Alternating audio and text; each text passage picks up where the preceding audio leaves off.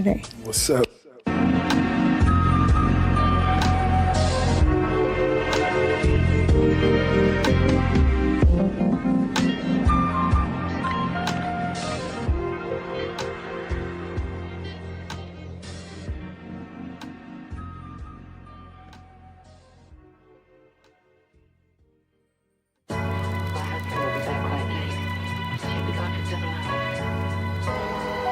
Robinson, you're trying to seduce me.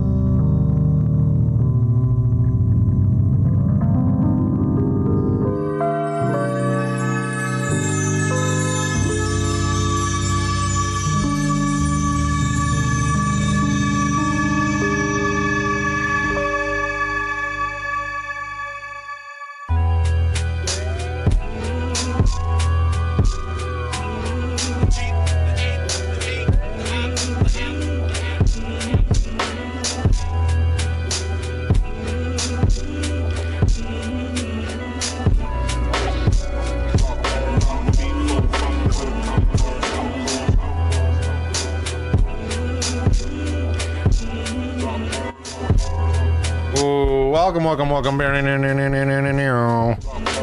Sorry I am late. I'm late on multiple ways. Sorry about that. Hello. Starting soon screen was going running long. I'm just trying to figure out this dual streaming thing, and honestly, I'm way behind. Hello.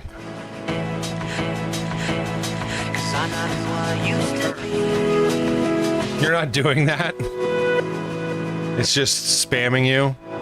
Why are you? You're getting triple chatted. No.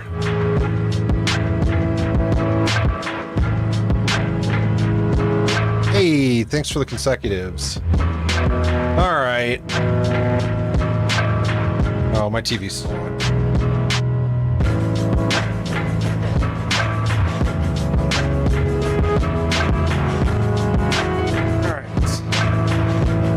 All right. Just going through it, huh?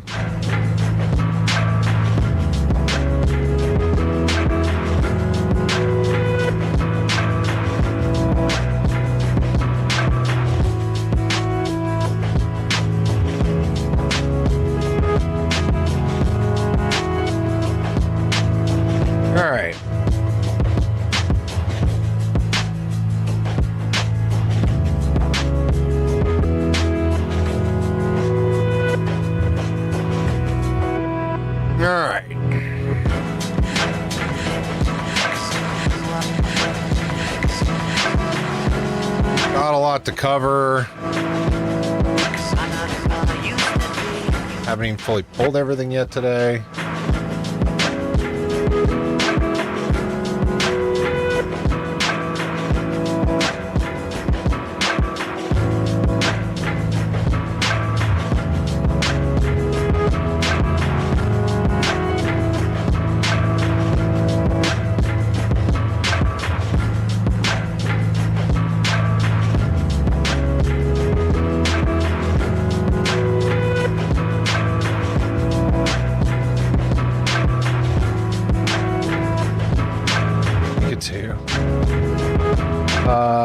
I don't know if I have links on in the chat or not.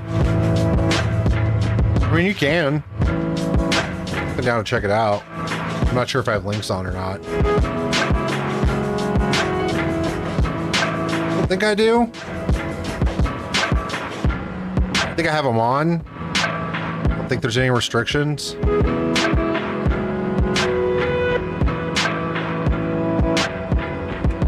Sometimes I get tired of people linking me, or mainly bots linking me shit in my chat, so sometimes I turn off links in the chat. Might have it set up for at least no links to communist propaganda. It might be at least on followers only, I'm not sure. Okay, it did work, sweet.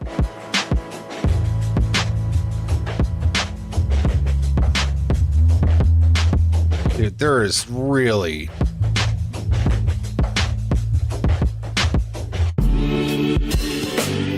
It's really not shit. Just kiss. I'll check it out. Give me 2 seconds. Let me figure out.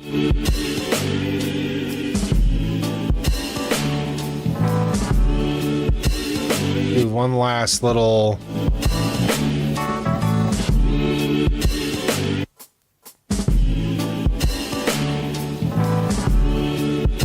Scan on my subscription, see if there's anything should be paying attention to. I didn't see in the front page.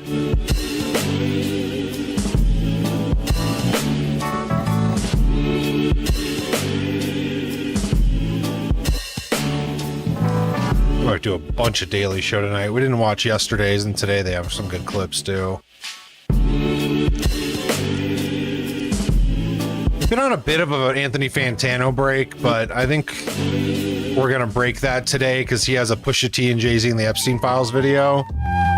I would like to watch that.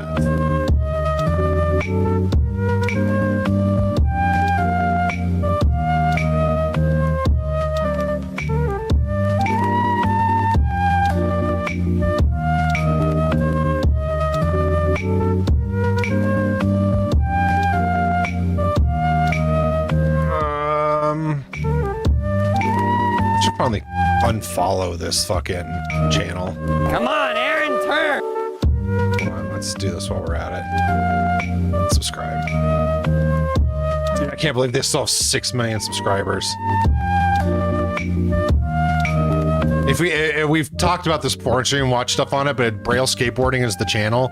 They used to have this sick little skateboarding channel. The owner, this guy, ended up getting into Scientology and basically destroying the entire channel and abusing his employees because he became a Scientologist and has now tried to like make new videos again recently.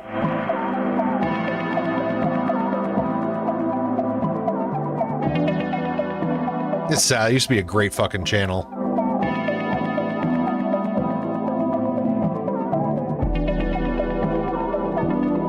Alright, I guess that's... science, yeah. Let's scan the news real quick, and then we'll get into stuff.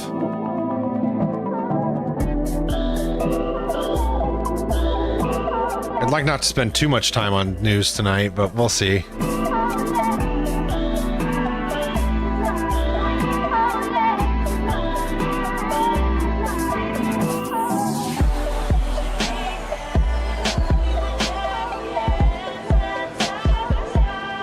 Probably shouldn't be vaping on stream because of fucking YouTube, but it's not like we're getting a lot of viewers over there. We're gonna give the dual streaming. Fantano was canceled. Fantano's canceled. It gets canceled every 3 months. I just need a video about Jay-Z and Pusha T in the files. Also, welcome to the YouTube.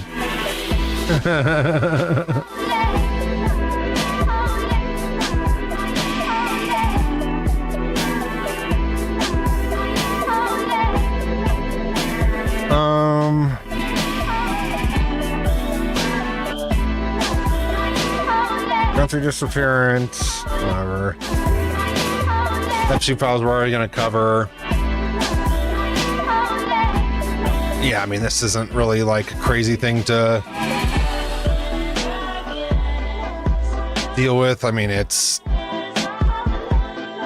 Here you go, I'll do the news coverage for this real quick. Bill Clinton and Hillary Clinton are gonna do a deposition in front of the House. There you go. News story done.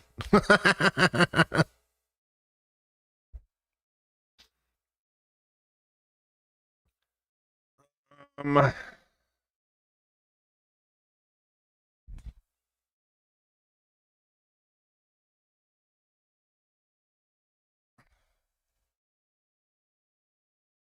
they go to prison forever, yeah. That'd be great. What? Jill Biden's ex-husband faces a murder charge? What's going on there? I mean, it's so unimportant.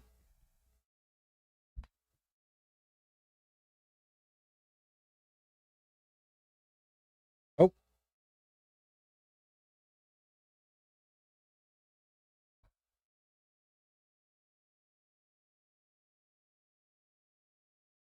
Oh my God, Trump just wants to just keep giving himself money, huh?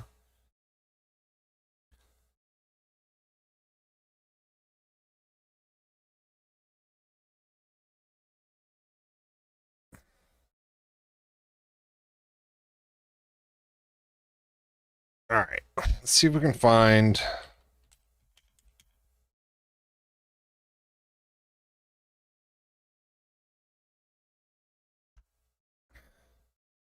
Is there anyone else I can do for this Pusha T? No jumper. Ugh. Ugh.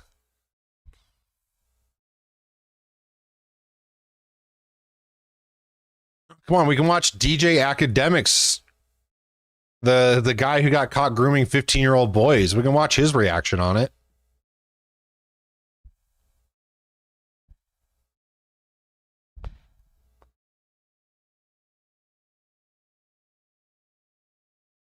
No jumper. I hate that channel so much. At least this isn't Adam 22. I'll give him this. It's not Adam 22, which is nice. I hate Adam 22.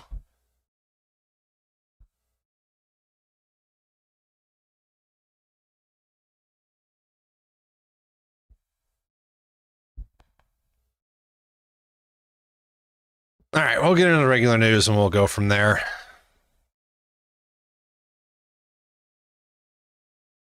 Covering your own files is crazy.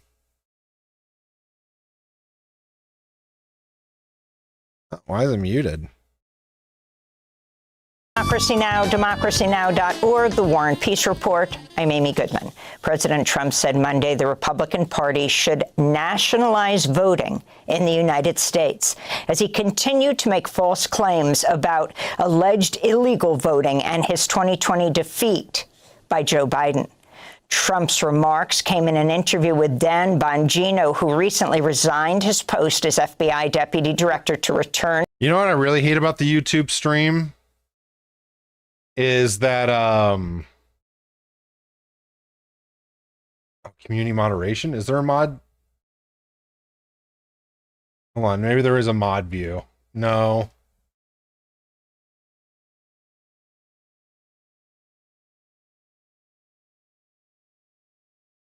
Is there like a mod view like there used to, like there is on Twitch? There really isn't.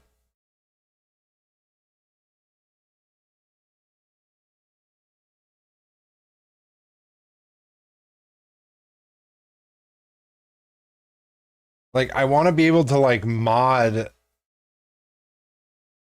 the YouTube stream a little more efficiently, but I don't think that exists.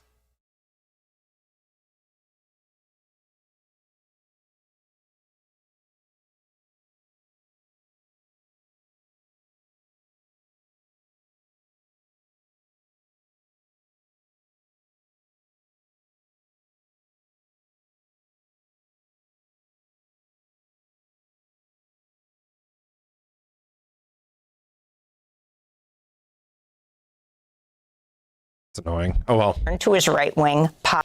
Under the Constitution, U.S. elections are governed by states and administered by county and municipal officials in thousands of precincts. Trump's remarks came as officials in Fulton County, Georgia, promised legal action after Trump's FBI last week seized truckloads of ballots and documents from the 2020 election. County Commissioner Marvin Arrington Jr. said attorneys would ask a federal judge for an order mandating the return of property that was unlawfully seized or retained. We've had 3 recounts. We had an independent audit by the state, by the Republican-led state election board, and no less than 10 lawsuits by former candidate Trump, President Trump, that were all dismissed. On Monday, the New York Times reported U.S. Director of National Intelligence Tulsi Gabbard met with agents from the FBI's field office in Atlanta overseeing the election inquiry, and that Gabbard used her cell phone to call President Trump, who spoke to the agents on speakerphone, praising and thanking them for their work. Former Justice Department official David Laufman told the New York Times, quote, "It's extremely dangerous to our democracy and a shocking abandonment of years of sound policy for the president to be directly involved in the conduct of domestic criminal investigations, especially one that seeks to redress his personal grievances and to make the director of national intelligence an instrument of his political will," unquote. Texas officials have confirmed 2 immigrants confined at the ICE jail in Dilley are infected with measles, risking an outbreak at the facility where about 1,200 people, including over 400 children, are being held. Dr. Lee Rogers of University of Texas Health San Antonio warned in a letter to state health officials that the outbreak at the Dilley ICE jail will become an epidemic unless it's addressed immediately.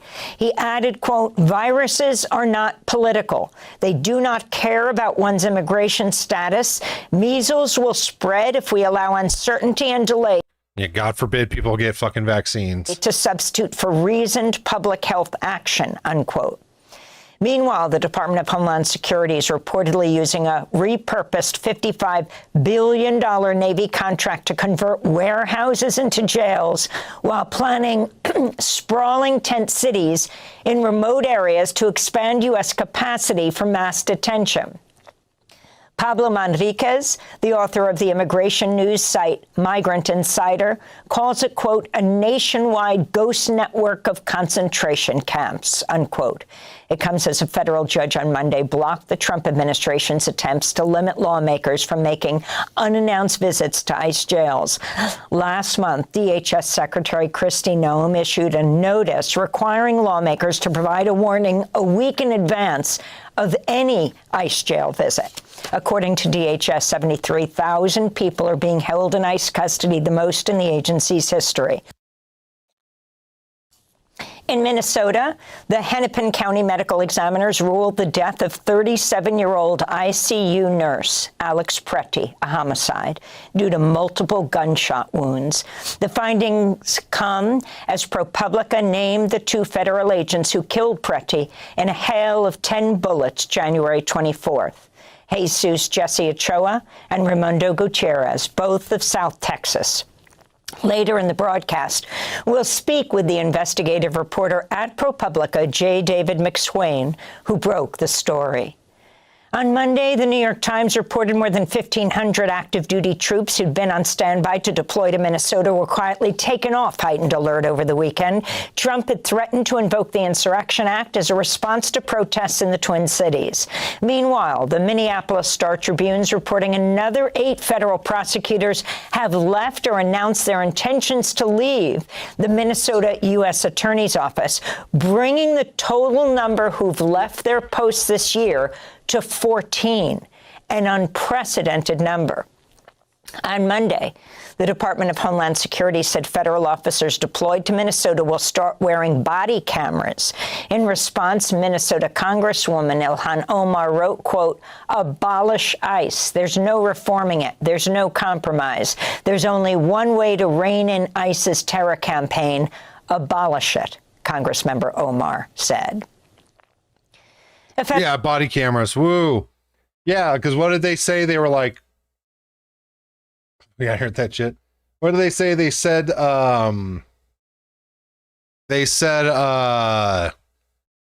what was like, what Schumer say? He was like, oh, we need them to be as accountable as the police.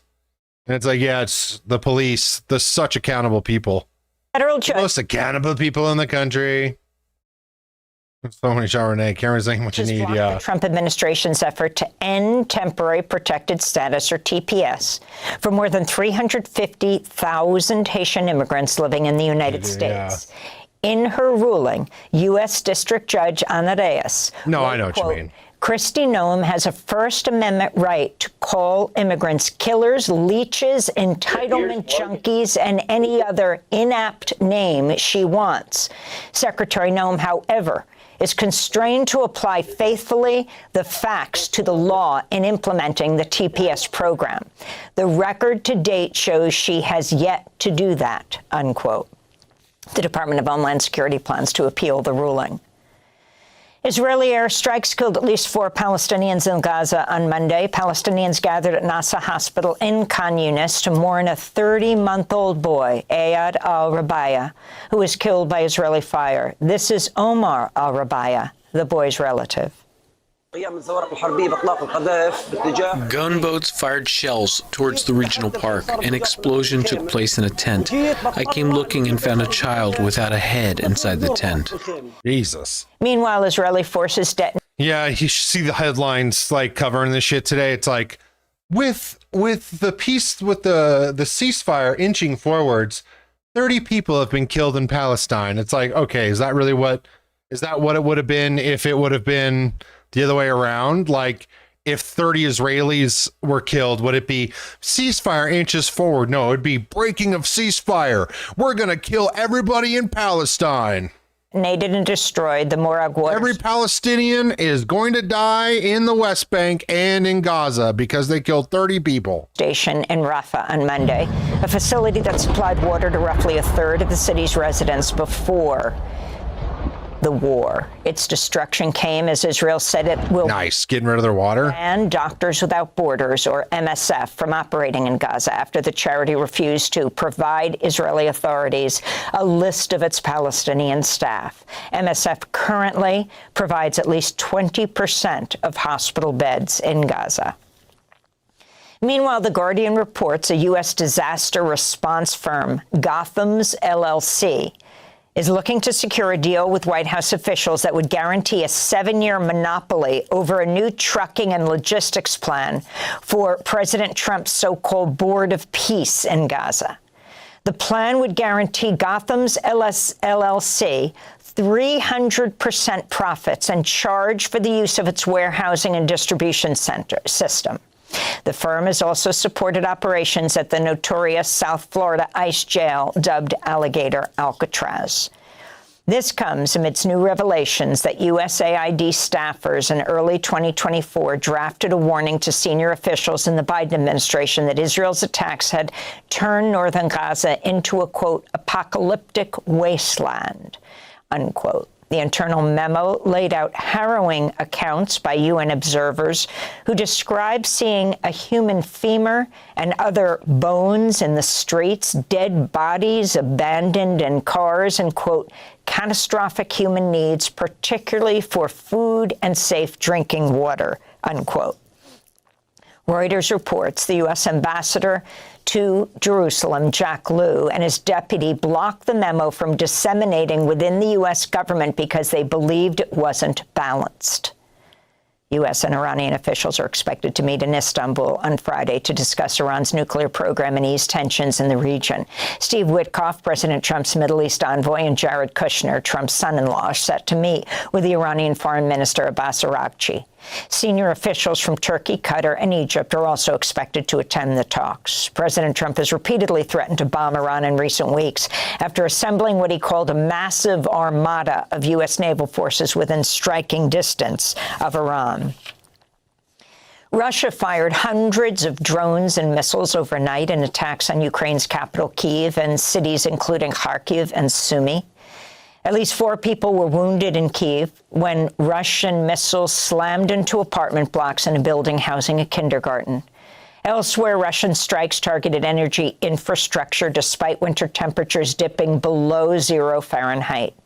Russia's attacks came as Ukrainian and Russian officials prepare to meet with U.S. officials in Abu Dhabi Wednesday for talks on a deal to end Russia's war on Ukraine, which is approaching its 4-year anniversary. In Costa Rica, right-wing populist Laura Fernandez has won the presidency after preliminary results in Sunday's election gave her a commanding lead over her rivals. Fernandez is the 39-year-old hand-picked successor of incumbent President Rodrigo Chavez. She campaigned as a tough-on-crime candidate favoring harsher criminal sentencing and mandatory prison labor for convicts. She's proposed a massive new prison in Costa Rica modeled on SECOT, the so-called terrorism confinement center built by the Salvadoran president, Nayib Bukele. Former President Bill Clinton and former Secretary of State Hillary Clinton have agreed to testify in the House Oversight Committee's investigation into the late convicted sex offender Jeffrey Epstein. Their reversal came just days before the House is expected to vote to hold the Clintons in criminal contempt of Congress. Meanwhile, there are growing calls to impeach Attorney General Pam Bondi after the Justice Department published dozens of unredacted nude photos of possible victims in the Epstein files. Democratic Congress member Yasmin Ansari blasted the DOJ, saying, quote, "This is an indefensible and horrifying disregard for the victims by Trump's Justice Department. They're still withholding the full Epstein files, and rich and powerful men continue to evade accountability for their heinous crimes. Attorney General Pam Bondi should be impeached," she said. In France, the Paris prosecutor's cybercrime unit is carrying out a raid today at the French offices of the social media platform X. The prosecutor said the investigation initially focused on the possible abuse of algorithms, but is now widened to probe X's artificial intelligence chatbot Grok, generating sexualized deepfakes. The European Commission's also been investigating X over Grok's ability to allow users to produce digitally undressed images of women and children. A report by the New York Times and the Center for Countering Digital Hate found that in just 9 days in December, Grok managed to create and then share at least 1.8 million sexualized images of women. X announced last month that it was blocking Grok from generating sexualized images of people on its platforms in certain locations. And civil rights and liberties groups have sued the New York Police Department for systematically targeting tens of thousands of Black and Latino drivers with unconstitutional vehicle searches that have been compared to stop and frisk on wheels. The New York Civil Liberties Union and the Bronx Defenders brought the lawsuit after data showed that of the nearly 75,000 vehicles searched by police over the past 4 years, 84% had Black or Latino drivers, while fewer than Oh, yeah, I almost forgot to play it. We'll play it after this one, in between the news. Sorry, my bad. Executive Director of the Bronx Defenders. Whether or not the vehicle searches work is not the question. The Constitution doesn't allow the NYPD to violate people's rights, ever. Not sometimes, not when it's convenient, not even when they find contraband or weapons. The Constitution is here to protect us all, and that includes Black and brown men. And those are some of the headlines. This is Democracy Now!, democracynow.org, The War and Peace Report. I'm Amy Goodman in New York, joined by Democracy Now!'s Juan Gonzalez in Chicago. Hi, Juan. Hi, Amy, and welcome to all of our listeners and viewers across the country and around the world. Why do I have no options for hip-hop commentary? It's driving me crazy. Does Voidzilla talk about it?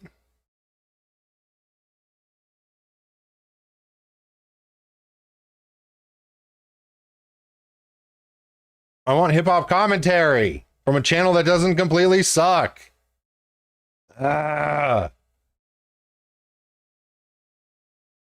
want to cover the fucking Pusha T, Jay-Z stuff. But it's like either Fantano or it's academics or it's No Jumper or it's, you know, it's like, oh, like there's academics, the groomer, you know what I mean? Fantano's been canceled. Then there's fucking No Jumper, which is just a red-pilled fucking Trap Lore Ross. Or it's...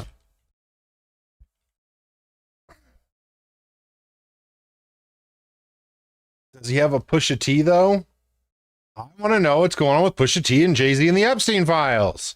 I mean, this is a good channel, I can tell, but goddamn, I'll subscribe, but goddamn, he doesn't have what I'm looking for.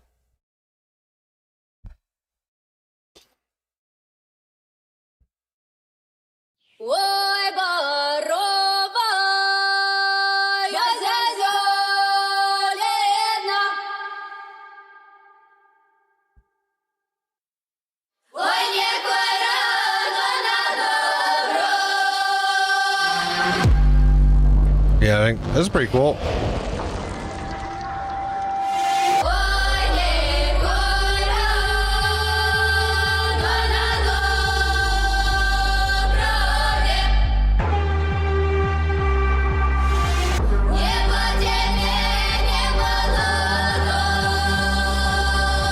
I guess I can pull up the files my fucking self. Oh, I don't want to do that though. So much effort.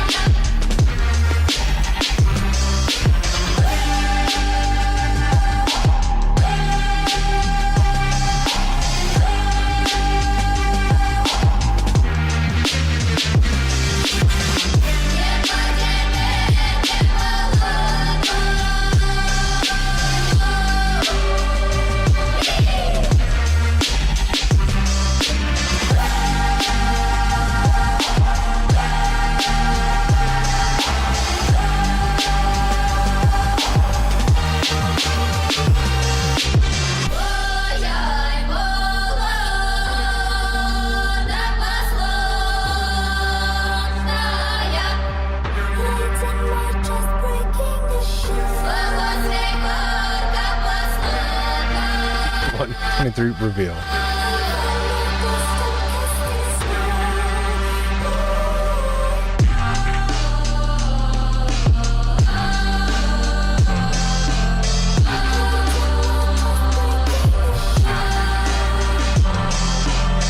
So we'll just make our own commentary.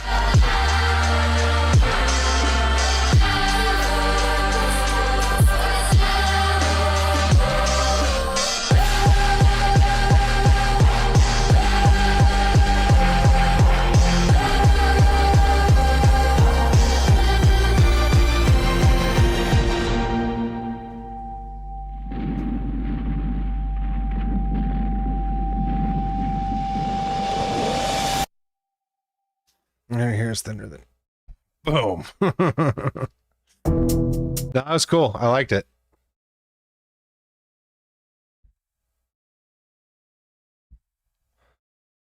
All right, I got it here. Let's just fucking look at it before I get into Philly D.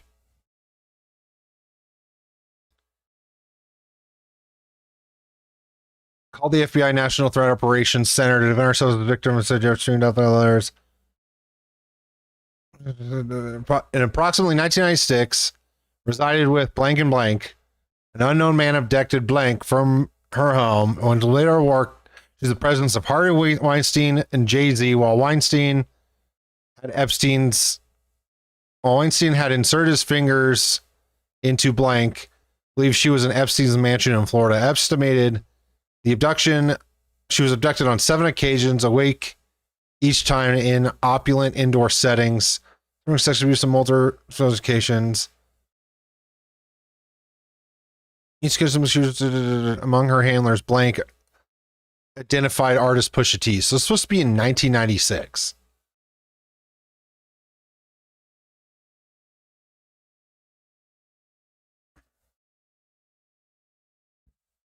Oh, this is one of his emails that just happens to have a Pusha T thing in it. What is this?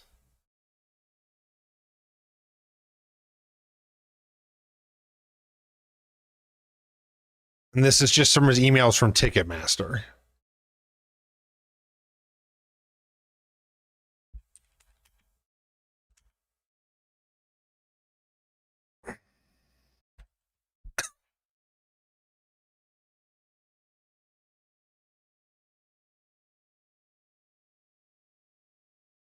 In 1996, his brother Malice formed Clips and secured the first major recordings, lectured on underproduction of the Neptunes' debut album, The Funeral. Early career.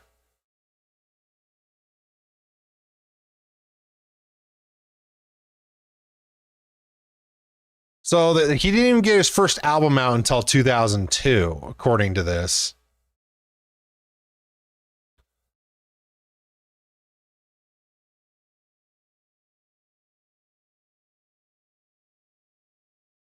Some of this stuff just doesn't make a lot of sense to me, and I think that's really the issue, is that, like,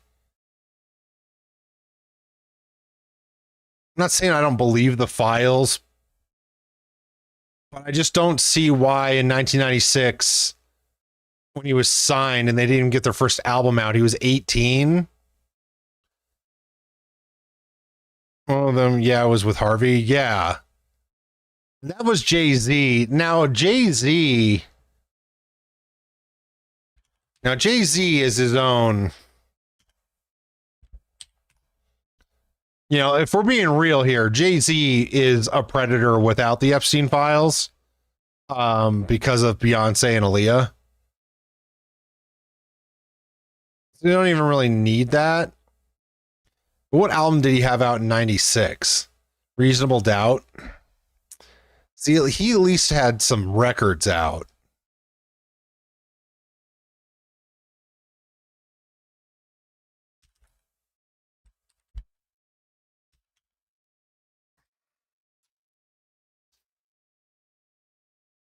Sort of Diddy was in there too.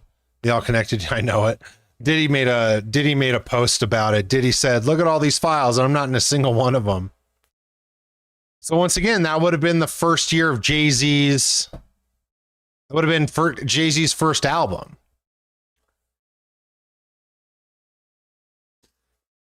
Which, I mean, in the end of the day, doesn't really necessarily mean anything. But, like, there's not anybody in the files that's, like, slightly famous, right? You know what I mean? They're all, like, majorly famous. Like, around the Black Album era would make more sense. I don't know. Because that is an unverified complaint. I don't know. I mean, it's just because the kids like him.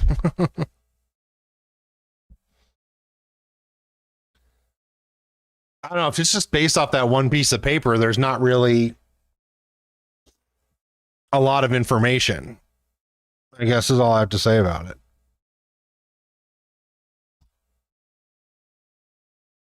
You can't afford Now, Harvey Weinstein wouldn't surprise me because he's been a predator for decades as well. to ignore this. Donald Trump is now openly calling for Republicans Which that makes more sense. And I will say, Jay-Z and Harvey Weinstein did have a weird fucking friendship. Harvey Weinstein and Jay-Z. You don't know who Harvey Weinstein is?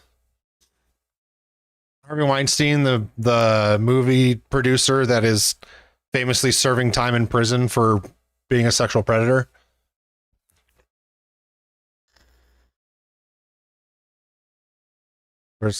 Now, I will say that this is interesting. Is Weinstein's like weird, like kind of closeness and friendship with Jay-Z. That is weird. That has its own problems.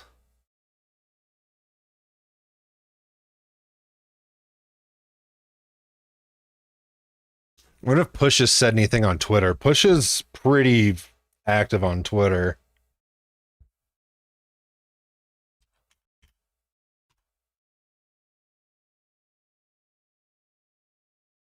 Let's see if he said anything.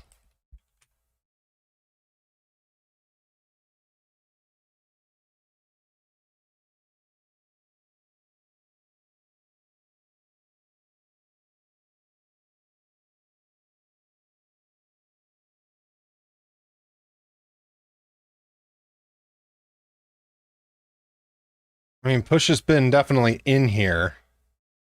He's definitely been on Twitter. It doesn't look like he's really said anything about it, though.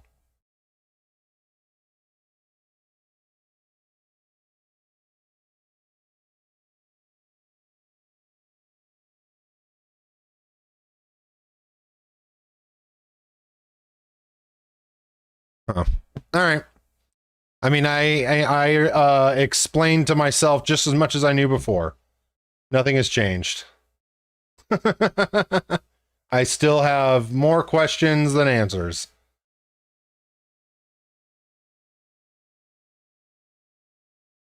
That fixed. That got me nothing.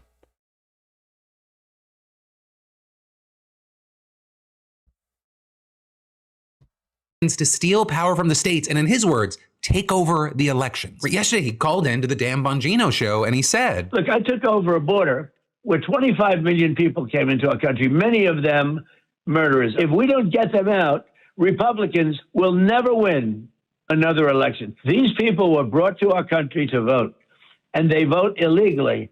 And amazing that the Republicans aren't tougher on it. The Republicans. Now, I know I kind of just hit you in the face with that clip. I want to say welcome back to the Philip DeFranco Show. It is Tuesday, February 3rd. Welcome back to another daily dive into the news. But that clip, it's crazy. Just first of all, the Constitution gives states broad discretion to determine how they run their elections, not the federal government. Second of all, 25 million undocumented immigrants didn't come here under Biden. That's just a lie. We don't have great data past 2023, but Pew estimates that around 3.5 million had come in by that point, putting the total population at around 14 million. And third of all, non-citizens do not vote. Like, putting aside the... How does the pick of Don see not just reek of criminal in his face? Oh, I know. Which one? This one? Isn't that from... No, that's the way his mugshot looks too. Like everyone with a... Really rigged badly with the Somalians and the theft. Is he talking about Minnesota? Bro, Minnesota hasn't voted red in 50 years.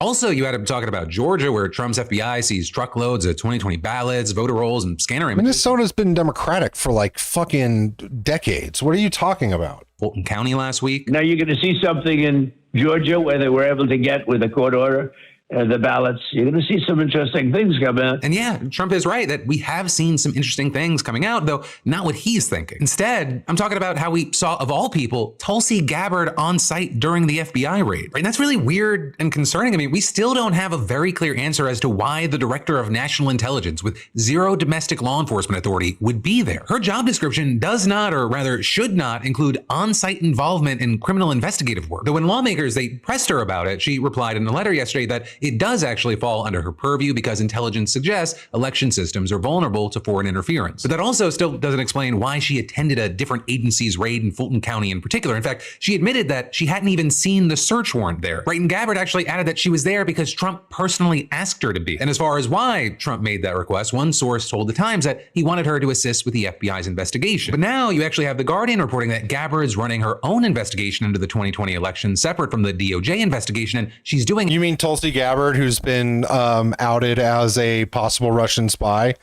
You mean Tulsi Gabbard, who's part of a cult that she answers to a cult leader to with her decisions politically?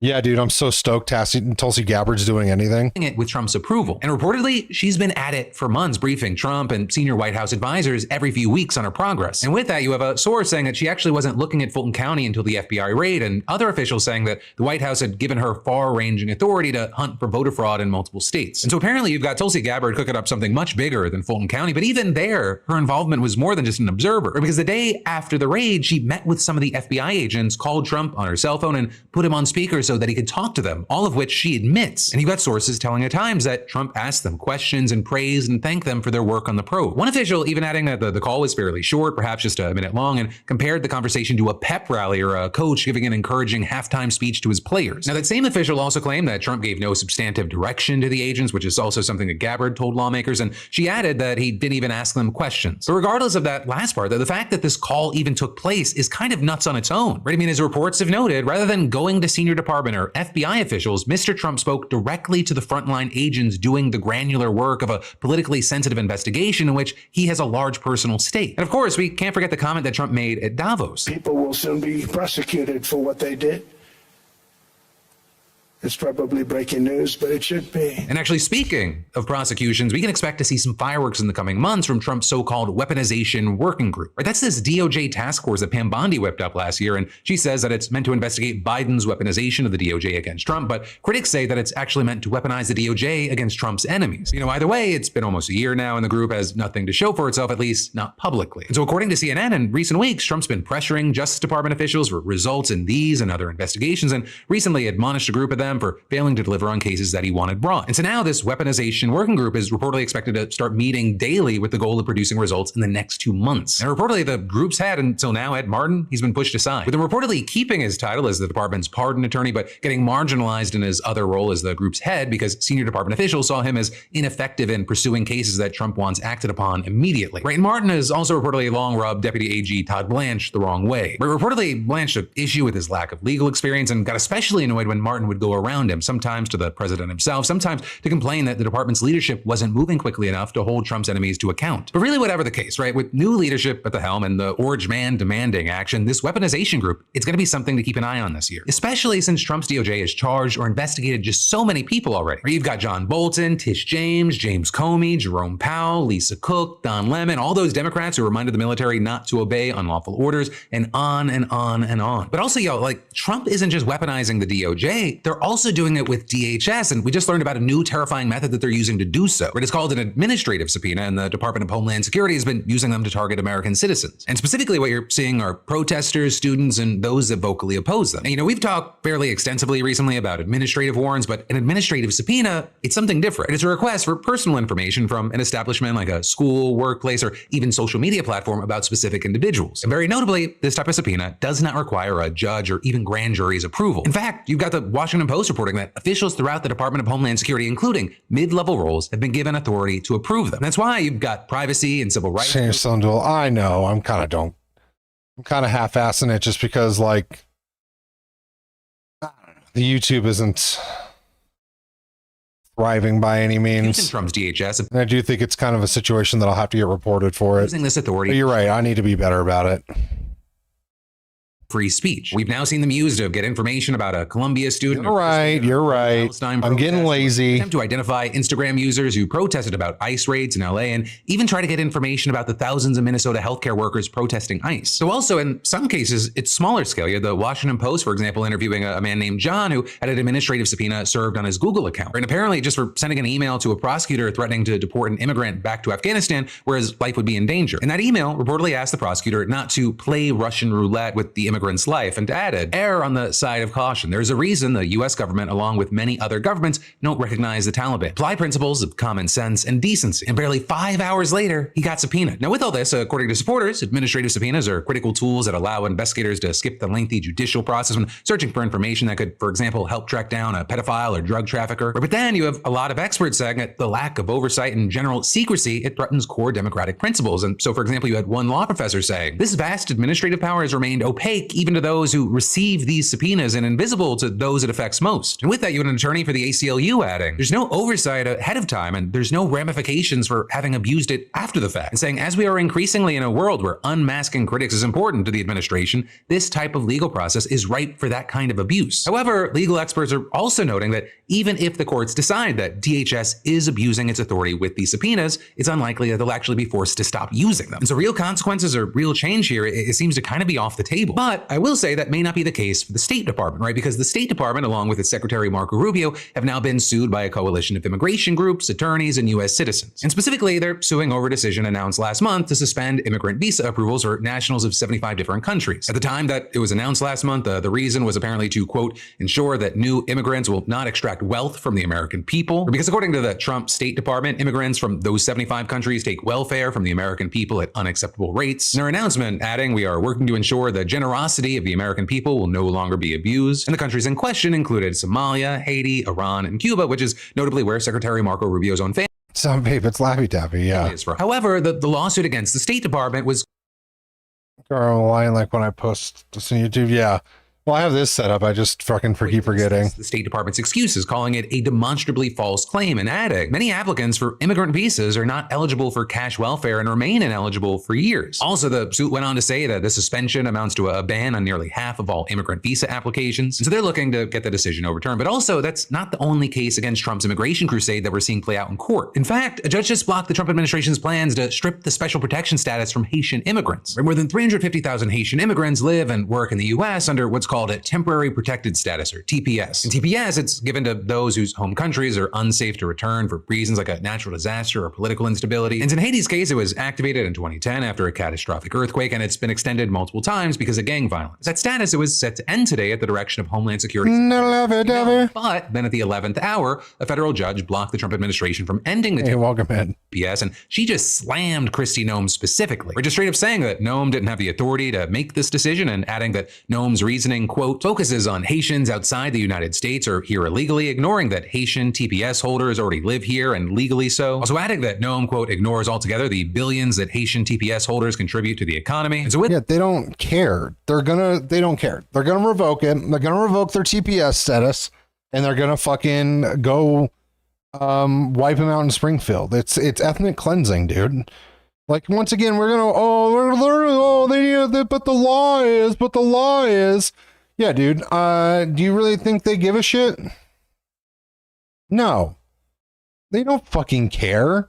They're going to go rip these people out and ethnically cleanse. Nothing is ever legal about ethnic cleansing. It doesn't fucking change anything. With all that, obviously, Team Trump not happy about this ruling. And you had Tricia McLaughlin, a DHS spokesperson, saying, temporary means temporary, and the final word will not be from an activist judge legislating from the bench. You know, in the meantime, plaintiffs and countless other Haitian immigrants, they're taking this as a win, despite the near guarantee that this case is far from over. And so with that, you had one of the attorneys for the plaintiffs saying, although the government will probably appeal, today's ruling allows Haitian TPS holders to breathe a sigh of relief, even if only a small one. We look forward to defending the court's ruling on appeal. But then also, while we're talking about her, while she's, getting slammed by a judge, Kristi Noem, she's actually making concessions with Democrats about ICE agents, albeit, I'll say, very small ones. Right? Specifically, she just announced that all ICE agents in Minneapolis will immediately begin wearing body cameras. And that policy, they say, will spread nationwide as soon as the funding is available. Though also I'll say, Noem herself, she can hardly take credit here. The idea was actually proposed by Republican Senator Ron Johnson as a concession that could keep ICE funded as Democrats block financing, or at least they were blocking financing. While I was recording today, the House passed the bill to end the partial government shutdown, sending it to Trump's desk. And that is, this minor change. It definitely doesn't, do much to improve ICE's reputation at home or abroad. Right on that business and political line, we're seeing companies in countries like France and Canada either distancing themselves from or cutting ties with U.S. entities over ICE. Then on more of a social social and personal side of things. You have the likes of podcasters like Andrew Schultz getting a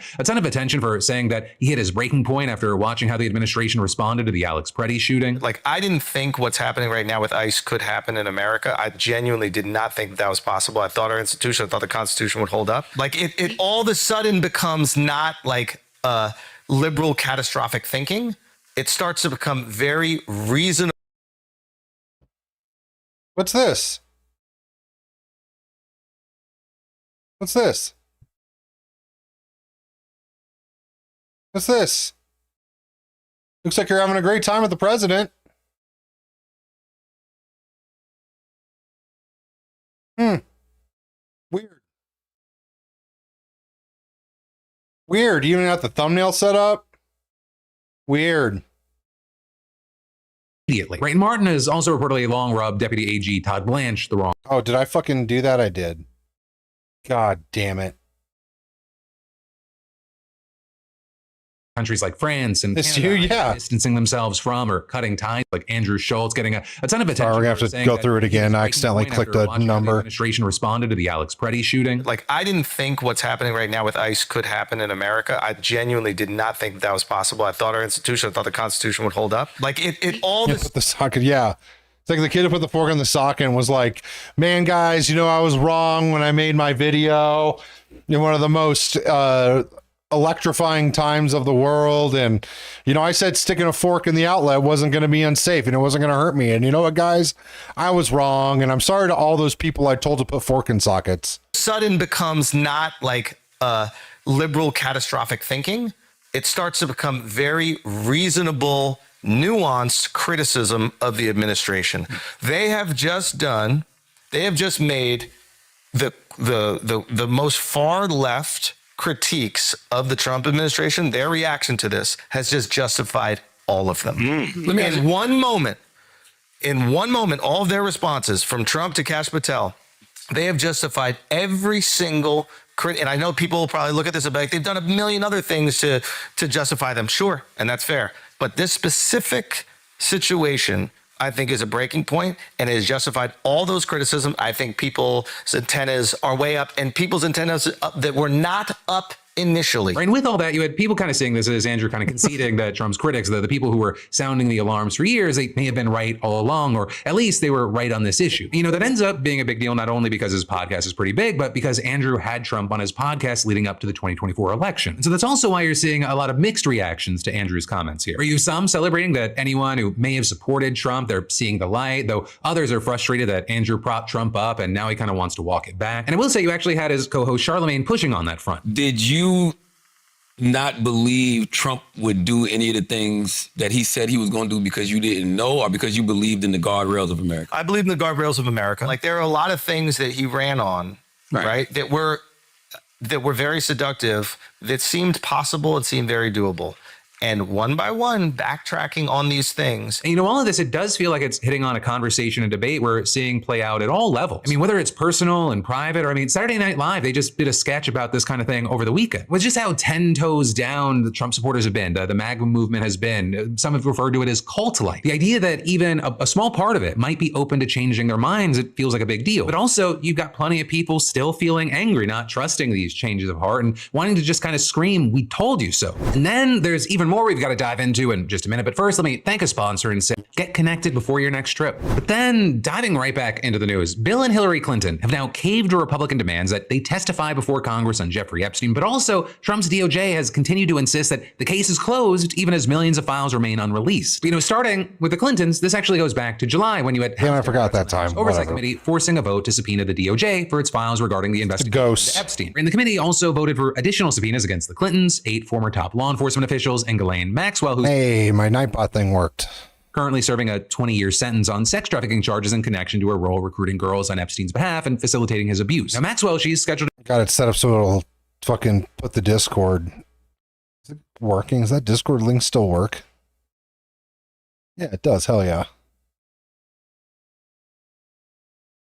We always have random days where there's like a bunch of people in here, and I always forget to shout out the Discord. He deposed on February 9th, and only one person, former Attorney General William Barr, has already appeared to testify. Also, the Republican chair of the Oversight Committee, James Comer, has withdrawn the subpoenas for 5 former attorneys general who wrote in statements to the panel that they had no knowledge relevant to the investigation. You also had the committee excusing former FBI directors James Comey and Robert Mueller from giving live depositions. But one, Comer refused to excuse the Clintons, although they repeatedly offered to provide the same kind of sworn statement that others had provided. And two, he also falsely accused them of ignoring the subpoenas, despite their attorney sending multiple letters trying to work something out. Now, that said, Comer has been absolutely right when he claimed that the Clintons have been trying to find a way out of testifying. They were originally scheduled to speak with the committee way back in October of 2025, but then those sessions got delayed until December and then pushed back again to January after the Clintons said that they had to attend a funeral. And then the Clintons told the committee that they wouldn't participate in the rescheduled closed-door depositions at all. And this, even as Comer had threatened to kick off the process to hold them in contempt of Congress, which is punishable by up to a year in prison, as well as a fine of up to $100,000. And in fact, we've seen this play out before. Trump allies Steve Bannon and Peter Navarro, for example, they both served 4-month sentences after being found in contempt of Congress in 2021 for defying a subpoena issued by the committee investigating the January 6th attack on the Capitol. Though I will say, notably, not every witness who defies a congressional subpoena is referred for contempt. Republican Representative Jim Jordan of Ohio, for example, he was among the Republican members of Congress who received a subpoena as part of the Jan 6 investigation, but he refused to cooperate. And then, of course, also when Trump was subpoenaed, he sued to try to block it, and the committee eventually withdrew the subpoena. And then as far as the Clintons, their lawyers have argued that the subpoenas that they received are legally invalid, saying that this is nothing more than a ploy to attempt to embarrass political rivals as President Trump has directed. But then, after they failed to show up for their most recently scheduled depositions, the Oversight Committee passed resolutions to move forward with holding them in contempt. And notably, you had 9 of the committee's 21 Democrats joining Republicans in support of the charges against Bill, and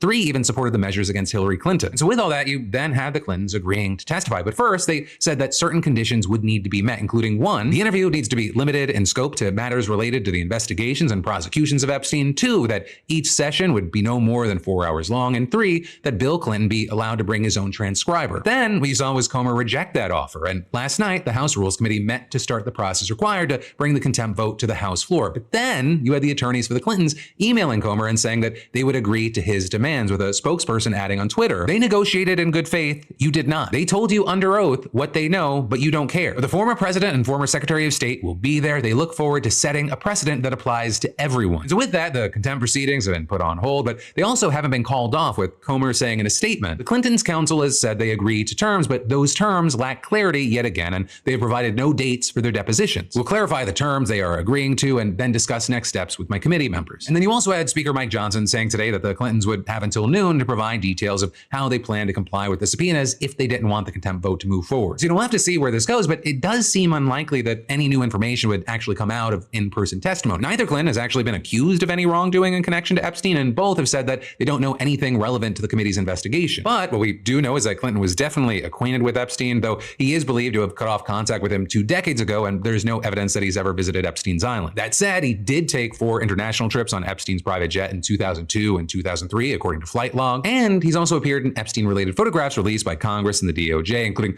one showing him with Epstein, another showing him in a pool with Ghislaine Maxwell, and 2 others showing him on a private plane and in a hot tub alongside a woman or girl whose face is redacted. And as far as Hillary, there's no known connection to Epstein besides through her husband, right? And their lawyer has said that she had no personal knowledge of Epstein or Maxwell's criminal activities, never flew on his aircraft, never visited his island, and cannot recall ever speaking to Epstein. Now, with all that said, as far as what else we're seeing with this latest Epstein files release, we're seeing continued backlash about what wasn't released, and also the way the whole thing's been handled. Right, as we talked about, you had survivors understandably outraged after the files appeared to expose the names of at least 43 of them, along with there being dozens of unredacted nude images. Right, the DOJ actually leaving all of that unredacted initially, even while taking the time apparently to black out significant chunks of the files for no apparent reason. And that's actually why you had Ro Khanna and Thomas Massie arguing that the redactions appear to not comply with the Epstein Files Transparency Act, which requires that no document be withheld or redacted based on embarrassment, reputational harm, or political sensitivity. And all of that as you have Democrats now accusing the DOJ of breaking the law by continuing to withhold as much as 50% of the files, even though we're now well over a month past the December 19th deadline. You know that 50% number? Deputy AG Todd Blanche has explained that by saying that the department had initially found 6 million pages of documents identified as potentially responsive. And he said that they erred on the side of overcollection of materials from various sources to best ensure maximum transparency. And then with that, he said that the number of responsive pages is significantly smaller than the total number of pages initially connected, which is why only around 3.5 million pages were released. You've also, I'll say, had Blanche appearing on Fox News, doubling down on his assertion that the release of these files means that the whole Epstein saga is over. Any chance that any of these individuals who partied with Epstein and engaged in, relations with minors will be prosecuted? Any chance? I'll never say no, and we will always investigate any evidence of misconduct. But as you know, it is not a crime to party with Mr. Epstein. And so as horrible as it's not a crime to email with Mr. Epstein. And some of these men may have done horrible things. And if we have evidence that allows us to prosecute them, you better believe we will. And there, I will say he is technically right. It is not technically a crime to have partied with Epstein, and it doesn't seem like anything in the files released so far would be enough to prosecute anyone. But one, especially on the timing of the conversations and relationship, it would show that person's character and judgment, right? And whether they should be in positions of power, people you work with, around children, just as a precautionary thing. And two, you have many saying that having partied with Epstein or, the other things that we've learned from the files, it's a reason to keep on digging. And that's actually a point you had Jon Stewart really hammering home on The Daily Show last night. They've been on the plane. They've been on the island. They've been to his house. They've given him creepy cards with pubic hair. They've been accused by a multitude of women of a multitude of wrongdoings, and nothing has happened to any of them. Also, you had Stewart connecting this to the broader political situation, especially the Trump administration's efforts to crack down on immigration as well as sanctuary cities. It seems pretty clear to me that there is a sanctuary city in this country, but guess what? This kid don't live in it. The real sanctuary city is where money and power protect you from the consequences of sex trafficking, or influence peddling, or taking $500 million and giving away American. I know what you're talking about. Crime is down in Washington, D.C. Is AI infrastructure. Not the small Midwestern city where trying to help a lady get up after she gets maced gets you shot in the back of the f***ing head. That's the real sanctuary city. And these are the motherfuckers who live there. Give me the right picture. Yeah. And included in Stewart's version of the sanctuary city is everyone from Bill Clinton to Bill Gates and Steve Bannon and Elon Musk. And of course, right at the tip or the top is Donald Trump. And with Trump, you had him defending himself in a post on Truth Social writing. Unlike so many people that like to talk trash, I never went to the infested Epstein Island, but almost all of these crooked Democrats and their donors did. But then also, notably, at the same time as he was implying that his political opponents might be involved in crimes, he also suggested that releasing more documents or investigating further, it would just be a waste of time, guys. The DOJ, I think, should just say, we have other things to do. And interestingly, we've also seen similar inconsistencies from Elon Musk, right? Ever since the latest files appear to show that he was just blatantly lying about refusing to go to Epstein's island, and that he in fact emailed Epstein multiple times about visiting, even asking when the wildest party would be. Musk, he's been trying to shift attention to Democratic mega donor Reid Hoffman, posting pages from the file showing that the fellow billionaire visited the island. And you have Musk actually claiming that nobody has fought for full release of Epstein files and prosecutions of those who abused children more than he did. And, to be fair, he did call for their release several times in the past, especially after he claimed in a post last year that Trump was in the Epstein files, and that was actually the real reason they hadn't been made public. But that is a post he has since deleted, and he's really tried to ingratiate himself more with the administration again. And now you have him sharing a post claiming that the major takeaways from the new files are that Epstein loved— oh, goddamn, I didn't block that at all. Hated Donald Trump. And so that's been one argument that Trump's supporters have tried to use to say that the files actually prove Trump's innocence. But one, if you actually go through the nebulizer, YouTube, it's a nebulizer. Files, that is not what these files show. Whoops. Two, I'll say it's also disheartening. I'm gonna get banned on YouTube. Like, there's really no accountability outside of like a CBS News contributor, but outside of the United States, like there are a number of people having to resign or being kicked out. And three, what it seems like a lot of Trump's defenders don't realize is the people out there that are really pushing for justice, they want anyone, Democrat or Republican, to be prosecuted or held accountable, or depending on how they were involved or what they were doing. I'll say it, it's very unfortunate. Merrick Garland, I think, was very slow, very kind of worthless. And then in came this Trump administration, and you've had them fighting this the entire time. And so that's why I feel like I have to repeat myself constantly, whether it be this or in a number of other situations.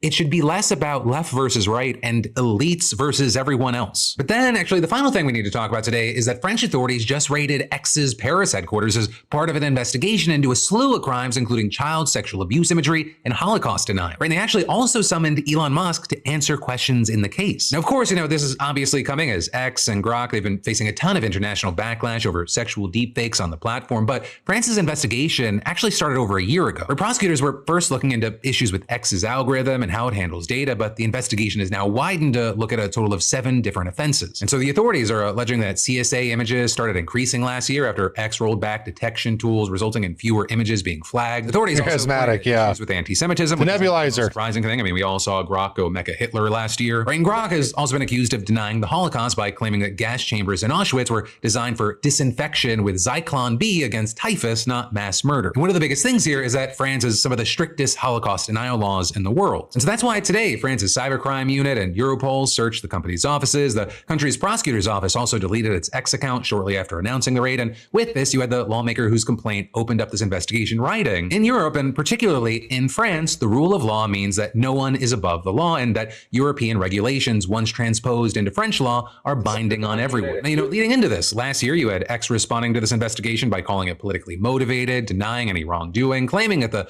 probe is undermining X's fundamental right to due process and threatens our users' right to privacy and free speech. And while so far, at least as of recording this, Musk himself hasn't publicly addressed the latest raid, this morning on X, he did respond to a general post about social media crackdowns in Europe by saying, "Tyrants love censorship." All of that is he's facing a voluntary summons for questioning, as is former CEO Linda Yaccarino. Reports also noting that this comes as European governments and American tech companies have been at odds for a while now, as Europe views free speech differently and they have stricter ideas of how social media platforms should be regulated. Right as you had the New York Times explaining, Europeans see their actions as a democratic prerogative necessary to protect citizens from abuse, but then adding the Trump administration sees the fines as an unfair money grab from American companies and considers the regulations to be an attack on free speech. And actually, on that note, France isn't the only country to crack down on X lately. Today, you also had the... Meanwhile, Donald Trump is paying himself out of government coffers because of the fact that he feels like he was wronged by the government, so he's just shoving billions of dollars into his own fucking pocket. Commissioner's office in the UK announcing a formal investigation into X over its personal data processing and Grok's sexualized deepfakes. Also, just last week, the European Union issued its inquiry into the deepfake issue. And while so far, there have been no charges filed in France, we'll have to keep an eye on where this investigation goes and if Musk actually directly responds to the summons and answers questions. But that, my friends, you beautiful bastards, brings us to the end of today's Philip DeFranco show. Thank you for watching. Thank you for being a part of these daily dives into the news, and I'll see you right back here tomorrow to dive through more of it together. The news is pretty meh today. I mean, there's obviously horrible things going on, but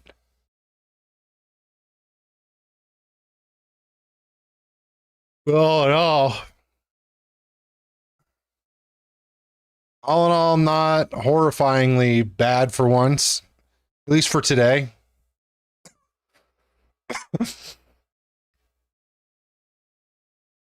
I'm sure something will happen tomorrow.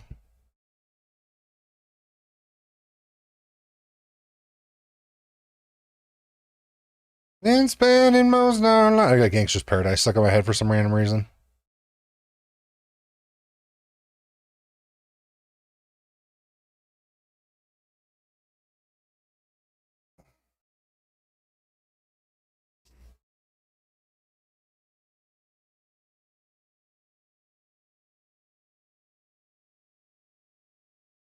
All right.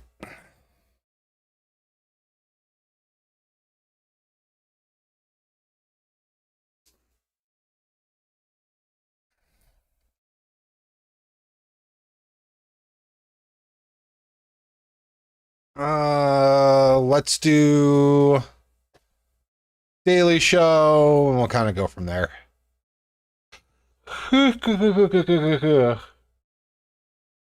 No, we'll do Daily Show and then positive leftist news, I guess.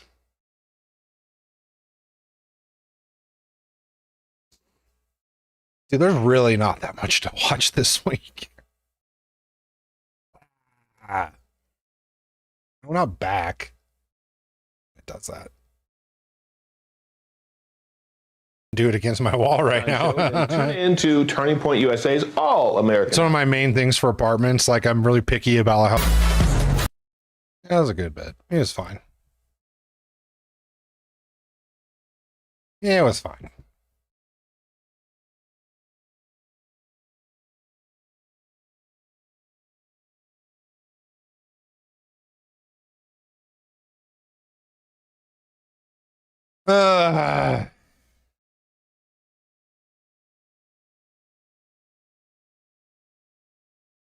Oh, we didn't do memes yet today. We have Daily Dose that we haven't watched yet.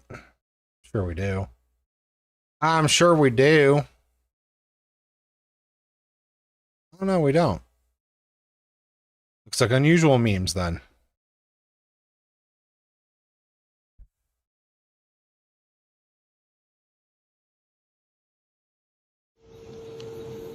Who's a good girl?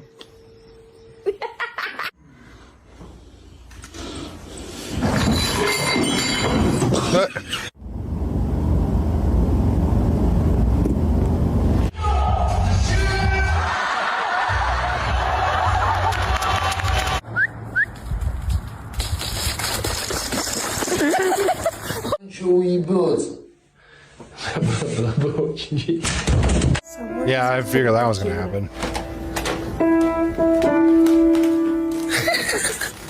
I'm trying to pull up real close to my homeboy's truck. Let's see. Say he's gonna shatter the window. That's not good. Let's go home.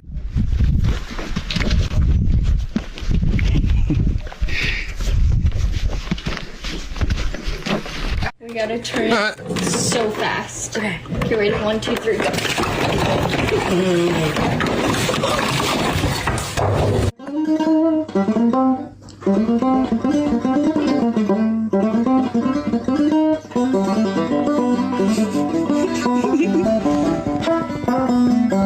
He's like, I want to hang out.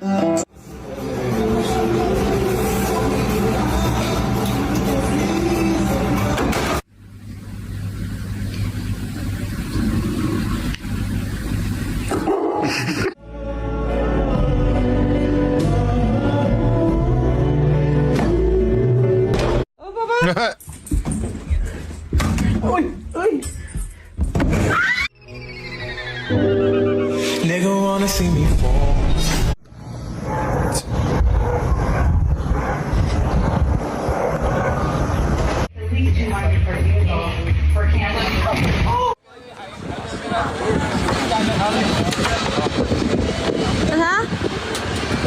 Get the puppy.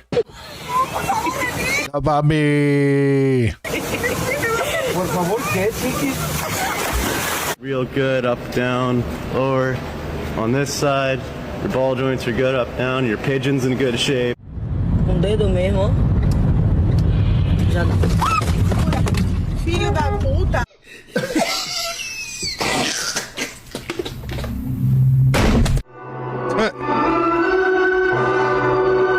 That is a chonky boy.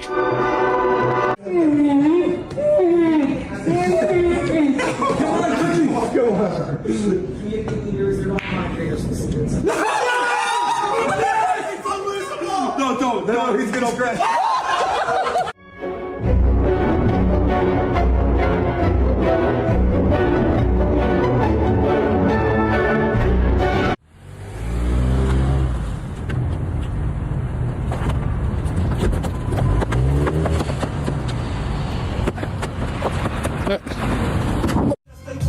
I guess they front. That's why I know my life is out of luck, fool.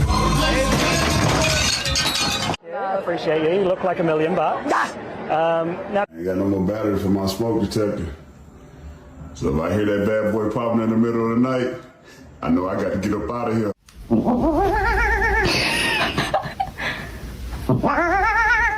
Okay, we're done. But he won't, because he keeps biting me.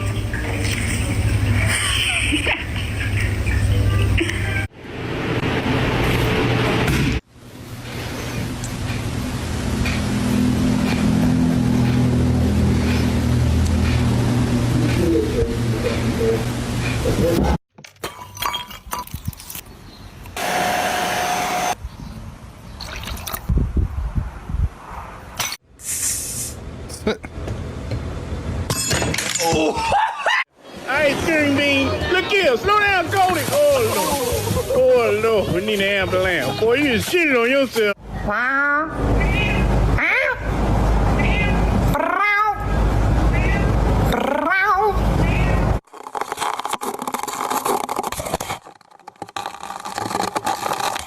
What you looking at?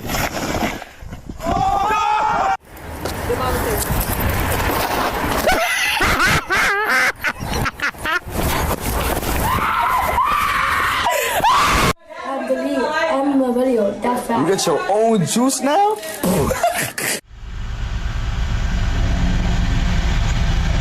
It's a big squirrel.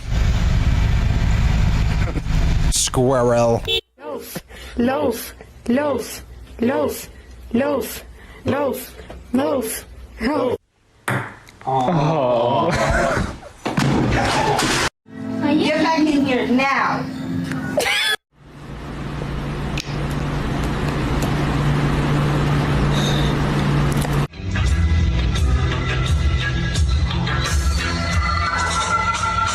Is that Diddy?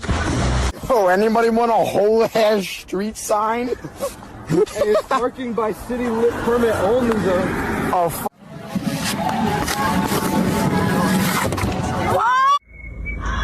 Right into the boards.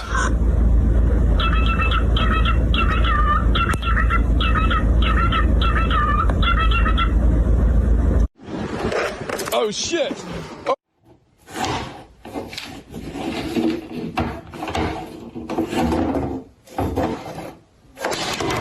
Beavers literally have two thoughts. One of them is eat, and the other one is block water. So no matter where you put a beaver, it will try to build a dam.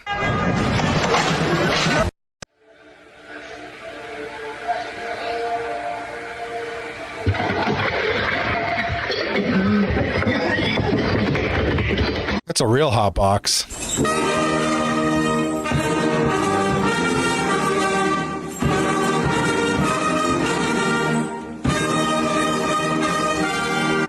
Why?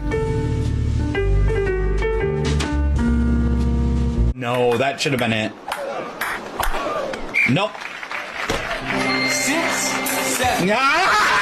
Get out of shot! Dump truck in the flesh. Here comes the cootie squad. We should shut up, Heather. Sorry, Heather. Look who's with her. Oh my gosh. Dang, dang, dang. Say hi. Oh, you're having a thought. Elbow has big thoughts.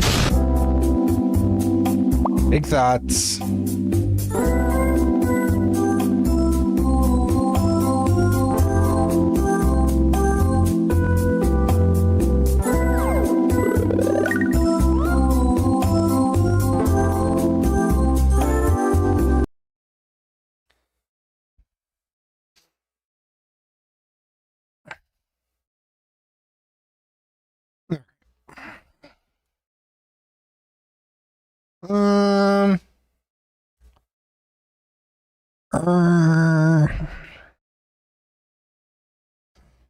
Oh yeah, dark woke. Wanted to see what man carrying things opinions on this. Frustrated at some of the stuff President Donald J. Trump said yesterday. Yeah, no, he sucks. That man is, in my opinion, a two-bit con man in a cheap suit. Yeah, no, he sucks. It makes me so mad. I just want to throw a homeless person off the George Washington Bridge.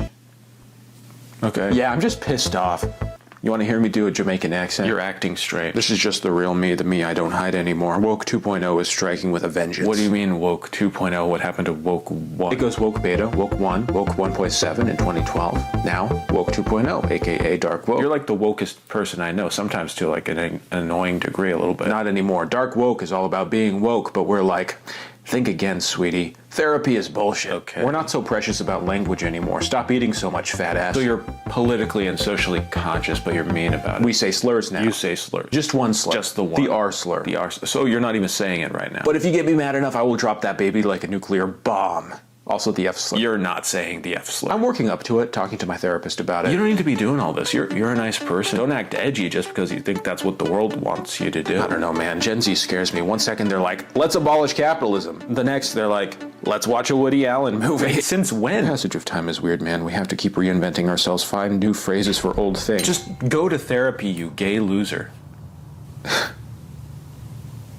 Come on, I was doing dark woke. I'm sorry. I was doing dark woke. I interviewed. Yeah, it's pretty much what dark woke is. Just saying slurs and acting like you're still woke.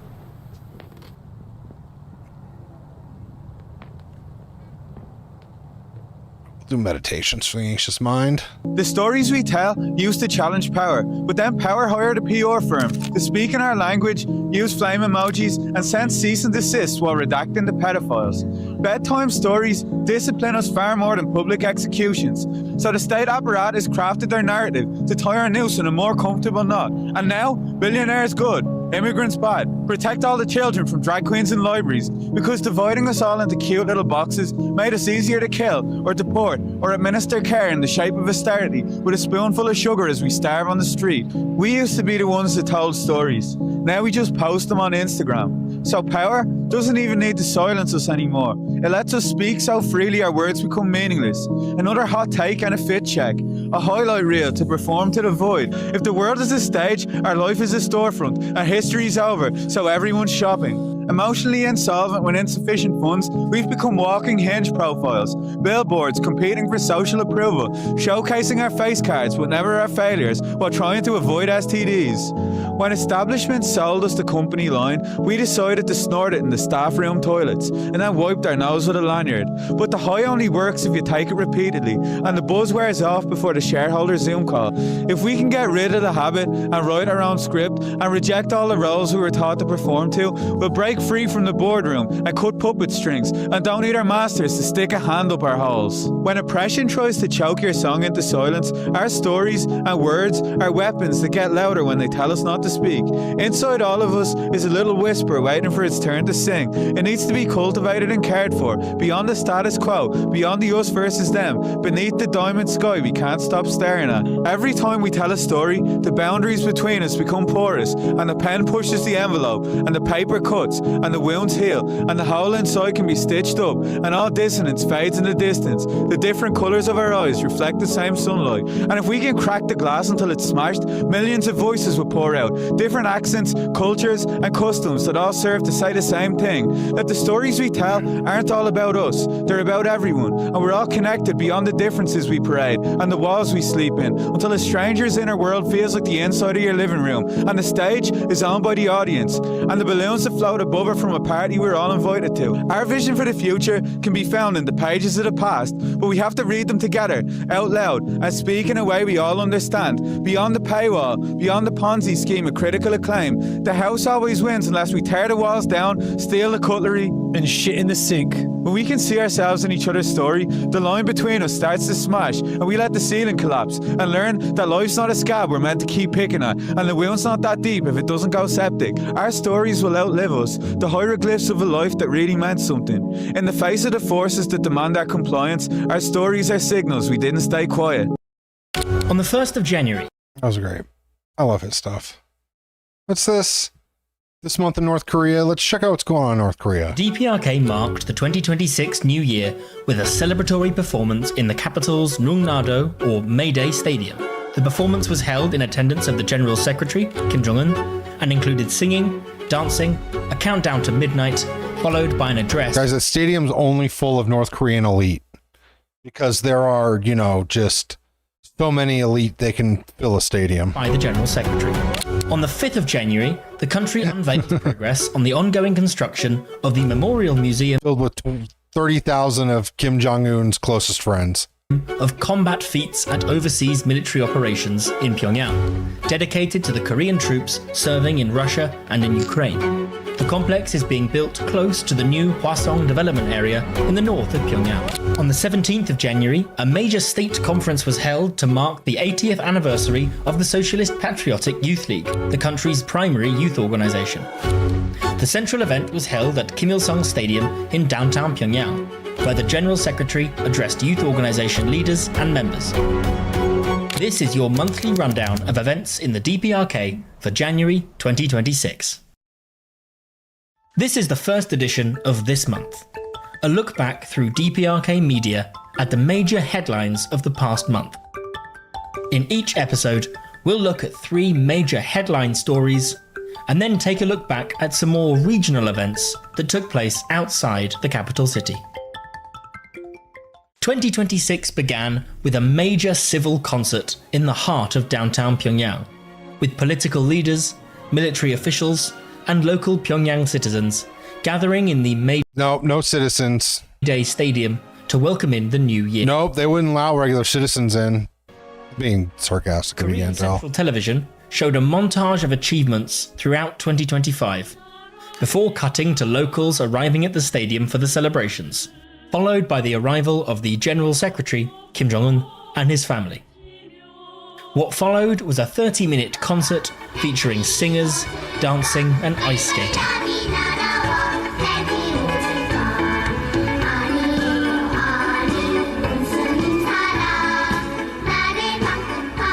As the clock ticked closer to midnight, the channel showed images of the country's 2025 developments, including new rural hospitals, street developments, and the newest construction and developments in Wonsan and Samjiyon. Finally, the countdown began, and the new year was welcomed with fireworks and a speech by the General Secretary.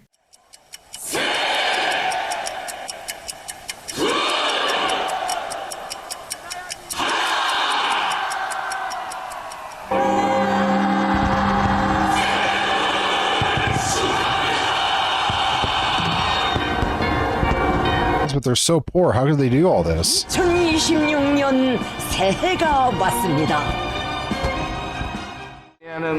평양 시민 여러분, 근면하고 애국적인 근로인민의 대표자로서 뜻깊은 신년 경축 행사에 초대된 노력 혁신자들과 공로자 동지들, 충실하고 용감한 조선인민군 장병들, 이 밤에 환희를 더해주고 있는 우리 청소년 학생들과 예술인들, 동지들, 새해를 축하합니다.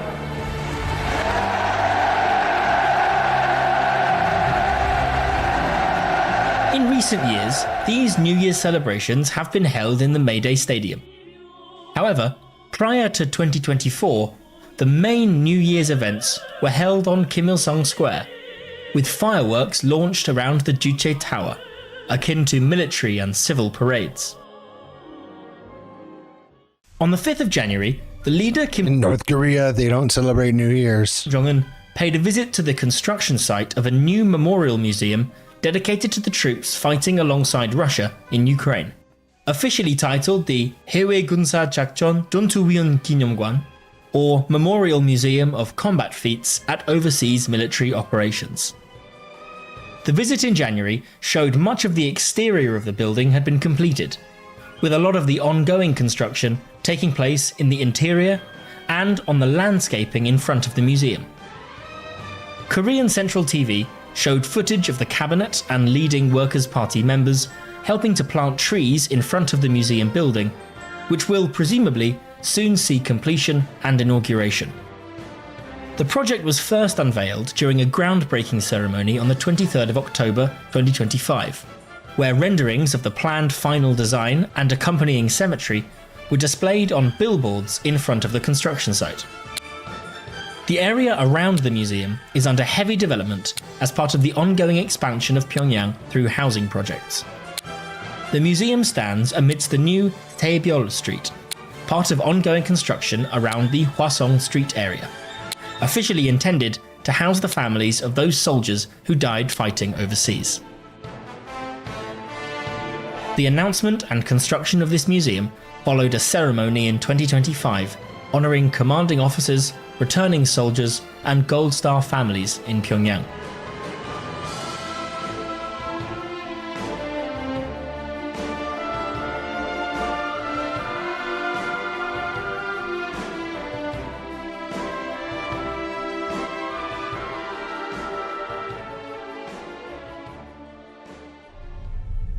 The 17th of January saw celebrations surrounding the primary youth organisation in the country, the Socialist Patriotic Youth League, founded in 1946. Coverage of the event showed historical footage of youth movements in the DPRK over the past 80 years, before showing young people, civil and military, arriving at the stadium for the conference. The conference was held with the General Secretary Kim Jong-un in attendance, and the event centred around a speech by the leader focusing heavily on the legacy of the youth movement and their importance in nation building since 1946 up to today. 동무들은 청춘의 그 슬기, 그 강대한 힘이 빗발쳐가는 찬란한 새 시대로 사회주의 발전의 긍지로운 폐지를 펼치며 창조와 투쟁의 개가 높이 힘차게 나가야 합니다. 조선의 꿈, 조선의 미래가 청춘을 부르고 있습니다. 오문이 조국의 무궁한 번영을 위하여, 우리의 아름다운 내일을 위하여, 조선 청년의 명예를 위하여 더 용감히, 더 씩씩하게 투쟁해 나가자는 것을 호소하면서, 동무들 끝으로 우리 모두 다 같이 합창 조선민주주의 인민공화국 만세!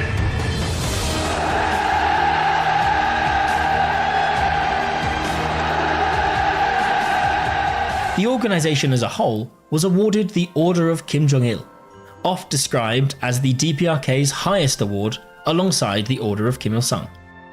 And the General Secretary pinned the medal onto the Youth League's flag. The Socialist Patriotic Youth League has a storied history since its founding.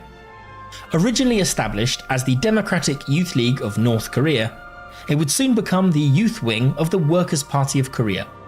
It was renamed the Democratic Youth League of Korea in 1949 and the League of Socialist Working Youth in 1964. On its 50th anniversary in 1996, it became the Kim Il-sung Socialist Youth League, and then the Kim Il-sungist, Kim Jong-ilist Socialist Youth League in August 2016. In 2021, it took its current name, the Socialist Patriotic Youth League, during its 10th Congress in April 2021. The group is a mass organisation, similar to the Komsomol in the former Soviet Union, and is home to young people between 15 and 30.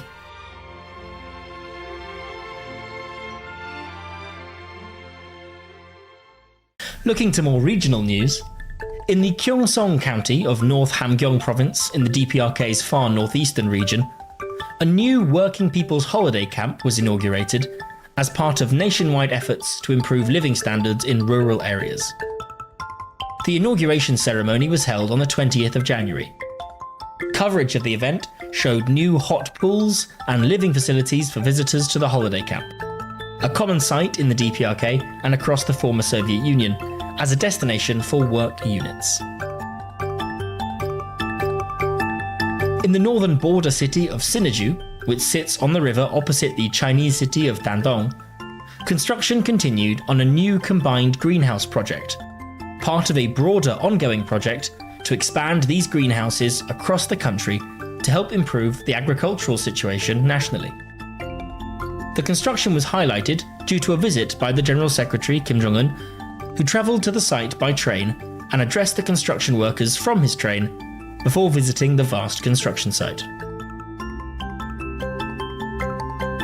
On the 23rd of January, KCTV highlighted the completion and official inauguration of the Yeonbunjim Coastal Park District on the DPRK's east coast, also near Gyeongsong County in North Hamgyong Province. You're getting ads to go visit North Korea. I want to go so bad. I follow the travel agency in North Korea that brings people over, so I fucking get ads from them constantly. I want to go so bad. Broadly during the month, Korean Central Television also highlighted regional celebrations around the Socialist Patriotic Youth League anniversary, a rally in Pyongyang around Labour in the New Year, and developments nationwide on the 20x10 policy for rural development. This has been your rundown for headline events in DPRK media throughout January 2026.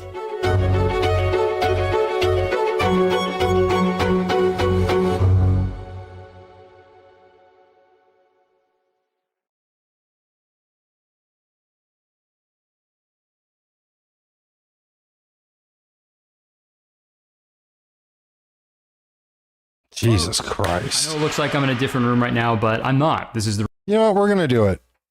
We haven't done a Curse Connor in a while, and we're low on stuff, so we're going to do it. The reality show so bad it was canceled after one episode. Room I'm always in. You sound crazy right now. Reality TV competitions have always been a little insane. For example, Survivor. I hardly know her. But seriously, take Survivor, for example. You put a bunch of strangers on an island and force them to do a bunch of fucked up stuff. People have been found dead in jail for doing that. Straight up, I think you can pretty much get away with anything if you just film all of it and then release it as a reality TV show. If they came out with a reality competition show called So You Think You Can Push a War Veteran Down the Stairs, I hate to say it, I would not only watch that show every week, I think I would apply to be a contestant. Yes, I think I can do that. And don't get me wrong, don't get me at all, actually. I love reality competition shows. I've been watching RuPaul's Drag Race for years. I just finished the new season of Top Chef, and I used to beg my mom to let me call in and vote for David Archuleta on American Idol in 2008. I've been eating this shit up, dude. And a lot of the shows are coming out with these days are pretty wild. Beast Games, for example, is so crazy. I assume. I've only watched like 10 minutes of one episode and then I got a headache and I had to turn it off, so I don't know. But none of these modern day reality competition TV shows are as crazy as they used to be back in the early 2000s, dude. This was the golden era of reality TV. You had shows like The Swan, where you had two ugly people get a bunch of plastic surgery so they could try to win a beauty pageant. You had Kid Nation. Forgot about that. A show where they just dropped off a Kid Nation's a banger. Bunch of children in a deserted town and forced them to create a functioning society. You could make any insane idea into a reality show in the early 2000s, which brings us to the topic of today's video. In the year 2005, a reality competition show aired on Fox titled Who's Your Daddy? And it's definitely one of the most insane premises for a reality TV show that I've ever seen in my life. I could describe it to you, but I think it'd be better if I showed you a promo that aired for this television show. If you've never met your father. I'm your dad. I'm your dad. I'm your dad. Could you pick him out from a group of strangers? I was adopted when I was 6 weeks old. Witness the most dramatic reunion event ever televised. I'm scared to death. And a lifelong dream fulfilled. Oh, it has? Dad? Oh, God. Almost forgot about it. A 90-minute Fox special, Monday, January 3rd. Yeah, man. A girl who's never met her biological father before has to pick him out from a group of 8 middle-aged men, and if she does, she wins $100,000. And she also gets to meet her biological dad or whatever the fuck. But the twist is, if any of the men who are not her father are able to convince her that they are her father, then they win the $100,000. So the first episode of Who's Your Daddy that we're going to talk about today, it actually aired as a pilot for a planned 6-episode season. Also welcome in. Immediately canceling it after the first episode due to the show's performance and lackluster reviews. Who's Your Daddy was met with backlash from adoptive parents and several protests from adoption organizations. Adam Pertman, executive director of the Evan B. Donaldson Adoption Institute at the time, wrote about this show. The very idea of taking such a deeply personal, complex situation and turning it into a money-grubbing game show is perverse, destructive, and insensitive to others. And I totally agree. Wow, with 3 raging votes. Them. I still haven't made a decision. Is what I would say if I was a fucking pussy, dude. Lighten up, pal, it's TV. Why don't you adopt a sense of whimsy, dude? So I thought it'd be fun if we watched the pilot episode of Who's Your Daddy, and I want to see if we can accomplish 2 things. Number 1, find out where it went wrong. Number 2, see I've been creeping. Okay. We can improve it in any way. So without further ado, the creepers. Let's watch. We're gonna keep calling them lurkers, or should we call y'all creepers now? Bunch of creepers. They're creeping around, creeping in the background of the chat. They don't want to be seen by chat. Who's Your Daddy? The episode's search results. I just think that Dowden 710 is like, I made it not thinking I was ever going to make content. That was just my username on TikTok when I started TikTok, and I wanted, something to put in there in general. And I just don't think it makes a lot of sense.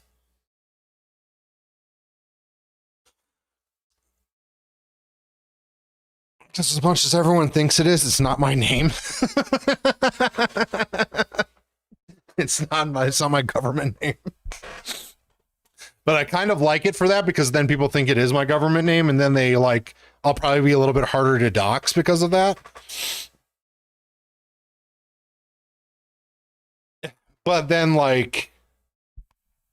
just feel like Daltron 3030 has, at least kind of a niche recognition of, progressive politics because of Deltron 3030. And I think is at least kind of a fucking more recognizable name. and more fun to say. Like, if you were to like suggest me to somebody, right? Let's say you're like, oh, there's a stream I haven't watched in a long time. If you like that, you should check this out. You're like Dalden 710 or Dalden 710, however you decide to say it. Or, yo, you should watch out this dude I watch. He goes by Daltron. And it's kind of a fun, more fun name, I think. I don't know. I still haven't fully decided. Backstory on the contestant. Her name is TJ. She was adopted when she was a baby, and she has a great relationship. I think I'm probably overthinking this. With her adoptive parents, which is obviously amazing, but she's always wanted to know who her biological parents are. I'm feeling happy, I'm feeling excited, nervous, so many emotions. I'm pretty sure TJ thinks that she's going to this big house to have a nice, normal reunion with her biological father, which is why she's pretty shocked when this happens. Your dad is behind that door right now.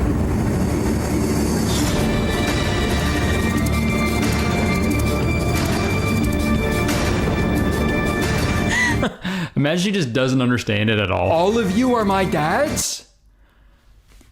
All right, go mom. Your dad's standing right in front of you now. Fuck, man, that's gotta be a crazy feeling, dude. I mean, getting stared at by 8 middle-aged men, I imagine that's already pretty stressful, but this adds a whole other layer to it, man. Also, real. Yeah, I think it's fun. I don't know. Like, I really have, like, I'm like, I just want my name to be recognizable and whatnot, and I don't want to change it because it might fuck up. And I'm like, dude, I don't have that many followers. I need to, like, forget about that shit.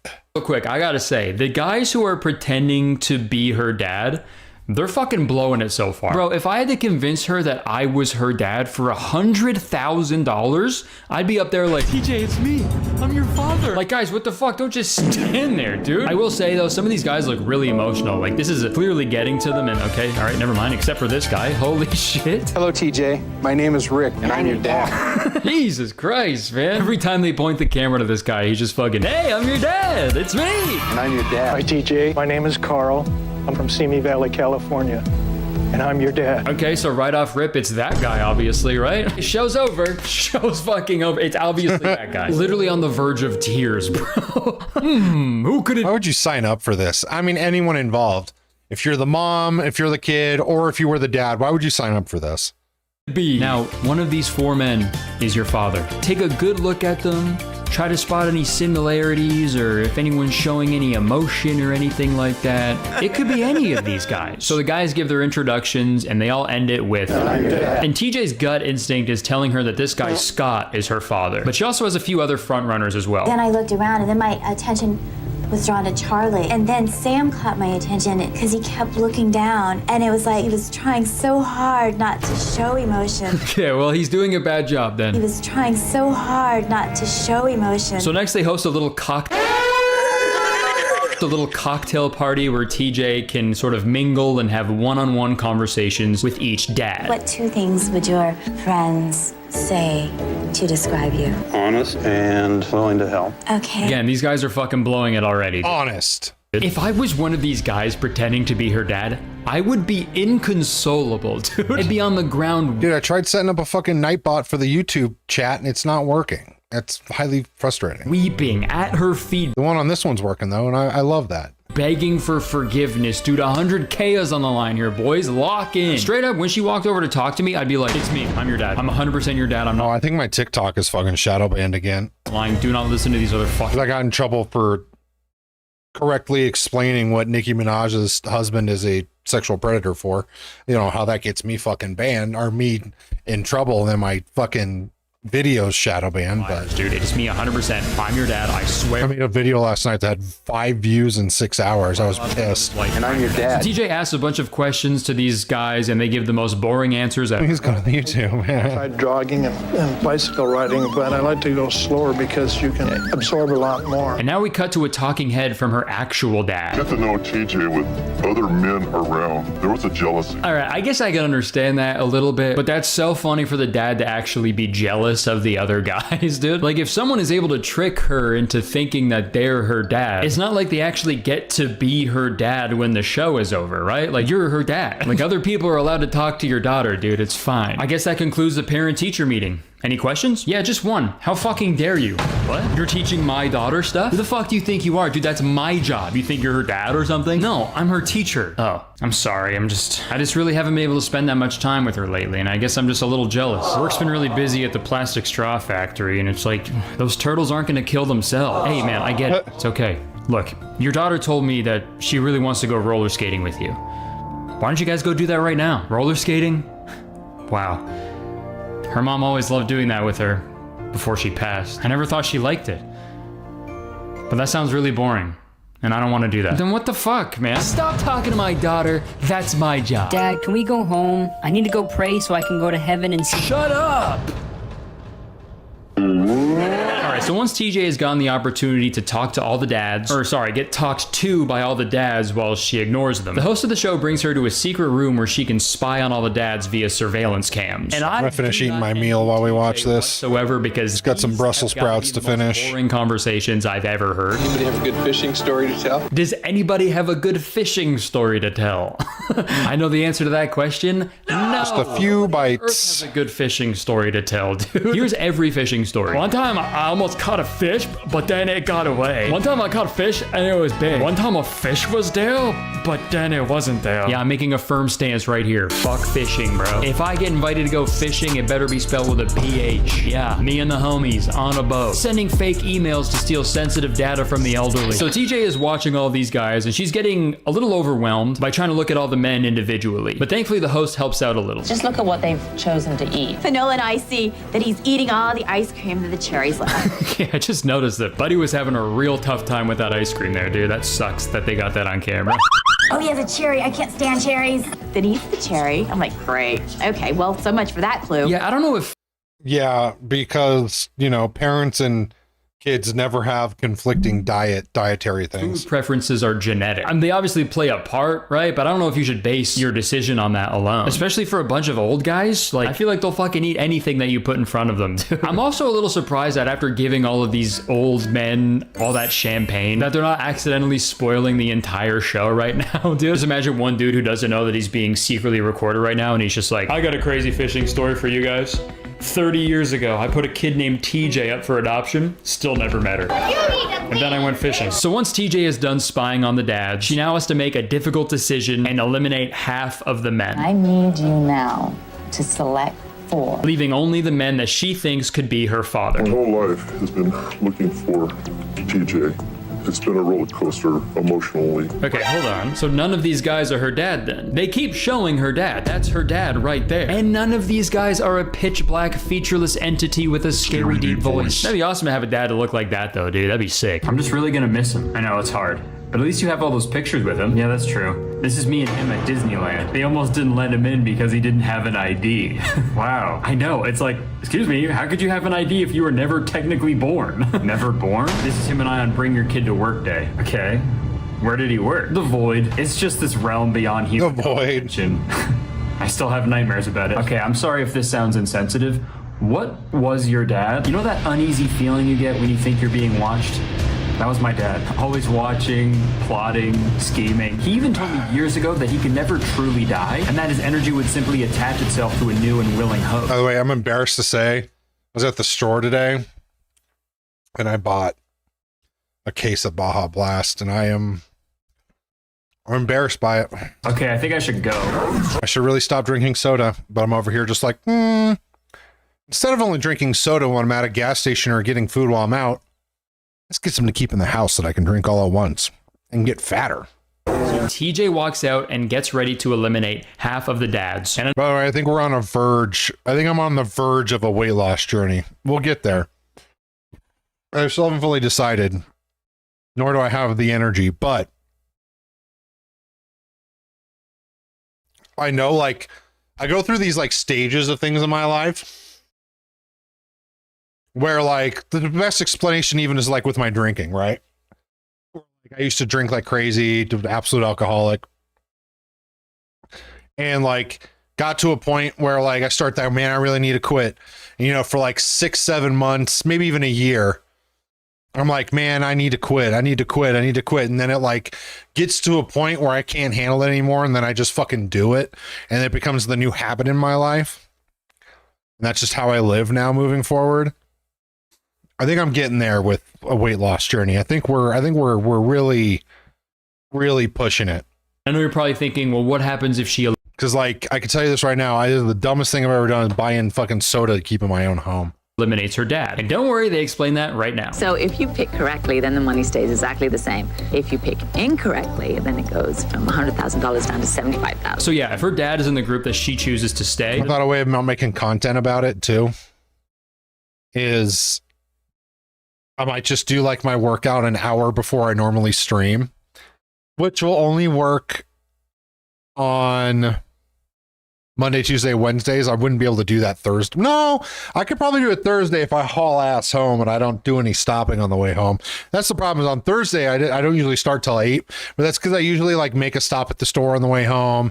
I like get gas and I run a couple errands usually on the way home. Me, if I shift that around a little bit, I might be able to pull it off. It's just going to be me walking. It's just, I'm not doing any crazy workouts. I'm just going to walk more to start. Because like I'm still dealing with the pulmonary embolism, still isn't fully like healed. So like I can't do that much. So it's just gonna be me walking on a treadmill or walking around the city. And I figure I'll stream while I do it. The money stays at $100,000. But if her real dad is in the group that she eliminates, the prize money goes down to $75,000. Boo-hoo, I know. Also, the way they're all lined up right now is making me realize that this is just The Bachelor for adopted children. This is the dadchular, dude. Instead of giving them a rose, you give them a fucking bush light. Okay, here are the guys TJ chooses to stay. TJ picked Charlie because she felt an immediate connection to him. Carl, because he seems like the type of guy her mom would choose, even though she doesn't know who her mom is either. Rick, because he was smiling really big. And Scott, because he was the front runner from the beginning. Now let's see if her dad is one of the 4 guys she picked to stay. Your father is... Oh my God. in that group of men. Oh, God. Let's go. It's the one on the verge of crying. It's gotta be the one on the verge of crying. All right, so my top pick is Carl, dude, still, because every time they cut to him, he is fucking bawling his eyes out, man. But hey, who knows, right? Maybe it's all an act. Maybe he's crying tears of joy thinking about all the fishing trips he's gonna go on with that $100,000. I'm gonna have so many fishing stories. The next day, they plan a little game/challenge to help TJ narrow down her decision. The host comes in and tells TJ that back in the 70s, her biological father actually won a disco dance contest. So she's bringing all the guys to dance for TJ so she could see which one of these guys could be her father based on their rhythm, I guess. You'll be sorry you did this. Jesus Christ. What the fuck's Rick gonna do, man? I'm gonna fucking get you for this. So TJ teaches them a little bit of dance choreography. They're all dancing, laughing, having a good time. And this is really funny because only the biological father knows why they're dancing because he was the dancer. So in his head, he's like, oh, okay, we're doing this because they know that I won a disco contest in the 70s, right? But the fake dads have no idea why the fuck they're dancing for TJ, dude. But I am glad they kept this in the show because this is literally some of the most moving television I've ever seen. It's so beautiful. TJ's biological father is unable to come right out and say, it's me, I'm your father. So he has to harness the raw, artistic power of dance to show TJ the truth. Hips don't lie. Carl, I thought the dancing was Why did we do white guy dad dancing? What was the point here? hilarious. Okay, damn. I'm fucking with Carl's moves heavy, dude. Holy shit. But he's getting fucking yoinky sploinky with it, man. Holy crap. It'd be so funny to cut to a close-up of him and he's crying. When everybody's done dancing for TJ, the host brings her into an office to explain the next activity. So your dad is set up in a super secret location for an instant message. That's right, guys. TJ gets to have an instant message conversation with her father. She said I was going to talk to my father over the internet. First time anybody's been stoked about chatting with an old man on the internet. Okay, tell me what I need to know. And by pausing the episode, you can see a little bit of their conversation. Are you and my birth mom still together? No. Did she have freckles? No. Honestly, in the grand scheme of dad messages, he's actually providing a lot of information. If this was realistic, the dad would respond to everything that she asks with a thumbs up emoji. I can't wait to be reunited. Venmo request pops up. Need money for beers. I'm your dad. Now TJ has to cut the men in half again. Not literally. That'd be pretty crazy, right? A dad can't just be a pair of legs. Because then he'd be a stepdad. Oh, brother, this guy stinks! TJ has to narrow it down to just 2 men. And honestly, I don't know if I'd be able to do it if I was her. Even me right now, I don't think I'll be able to do it. And I've known my dad my whole life. Charlie, it looks like your eye teeth are not as straight as the rest. My 2 eye teeth came in behind my other eye teeth. Whoa, hold up. Eye teeth? Do my eyes have teeth? What the hell? I didn't know my eyes had teeth. Well, what's that old saying? You eat with your eyes first? Now I get it. Okay, I just looked it up, and eye teeth is a term for your canine teeth. That's pretty cool. Well, at the very least, this show taught me something new. In this elimination round, eye teeth eliminates Smiley Rick and keeps Scott as one of her possible fathers. So now there's just Charlie and Carl left. We are Charlie and Carl. Okay. Carl, when I saw you watch me watching these men dance with tears in your eyes. Why you gotta air him out like that, dude? I wasn't crying. Guys, she's fucking lying, dude. Those weren't tears. There was saliva from my eye teeth. Charlie, you have an incredible spirit. I don't know, Holy shit. I know this is like supposed to be really emotional, but holy fuck, it is so hard to take it seriously when every few seconds they're showing slow-mo footage of middle-aged men grinding on a dance floor, dude. No matter what the circumstances are, that's gonna take you out of it a little bit, no matter what. I can't believe it's been 10 years since Grandpa fell into that gorilla enclosure. Do you remember how he used to dance?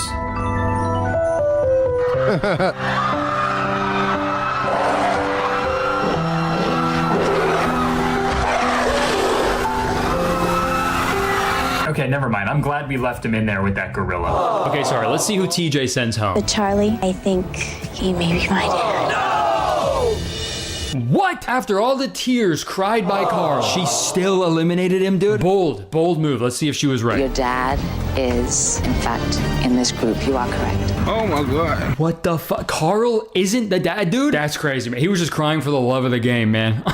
My name is Don Gilmore. I live in Simi Valley, and I wish the 2 of you may the most that you wish for be the least that you get. Yeah, well, if he's not TJ's dad, can he be my dad? What the fuck? This guy rules, man. God bless you. So TJ still has a shot at $100,000. She just has to pick correctly between the 2 guys the next day. Before that, they show her a video from her father's friend explaining the circumstances of her birth, and it's a pretty crazy story. So I guess her dad was enlisted in the army, and TJ was born right before he was sent away. And when he held TJ in his arms for the first time, he was actually planning on like running away from the army to raise TJ. Fuck the army, bro. Before he did that, they had to make a tough decision, and they ultimately decided to put TJ up for adoption. Her dad went off to war, and him and TJ's mom ended up breaking up. So pretty devastating situation overall. Like, just absolutely brutal thing for these 2 young people to go through. And I feel like this scene demonstrates the issue that people had with this television show. This is a brutal, heartbreaking reveal, and TJ is clearly going through a roller coaster of emotions upon learning this information. Your dad's always been thinking about you and always been trying to find you. But the whole time when I'm watching this, in the back of my mind, I'm like, oh yeah, this is a fucking game show.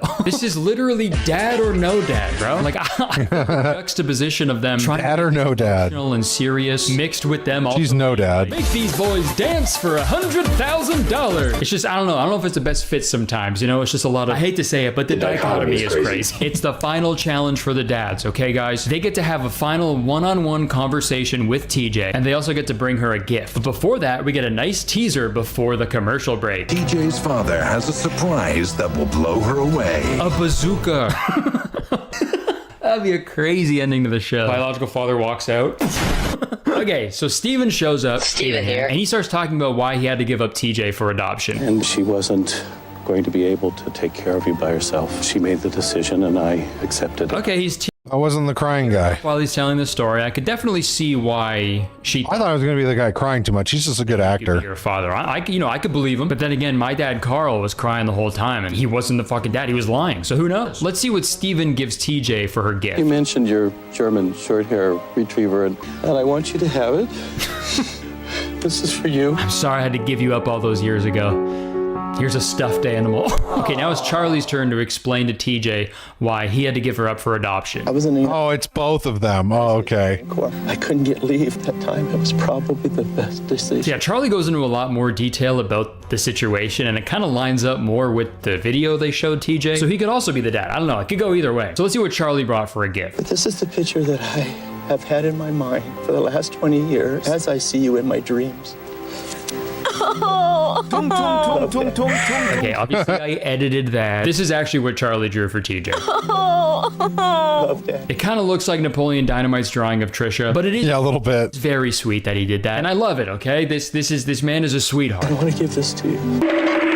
Okay, we're now at the climax of the episode. It's time for TJ to pick who she thinks her father is. I do not want to choose wrong because I did not want my dad to think this was not important to me. Yeah.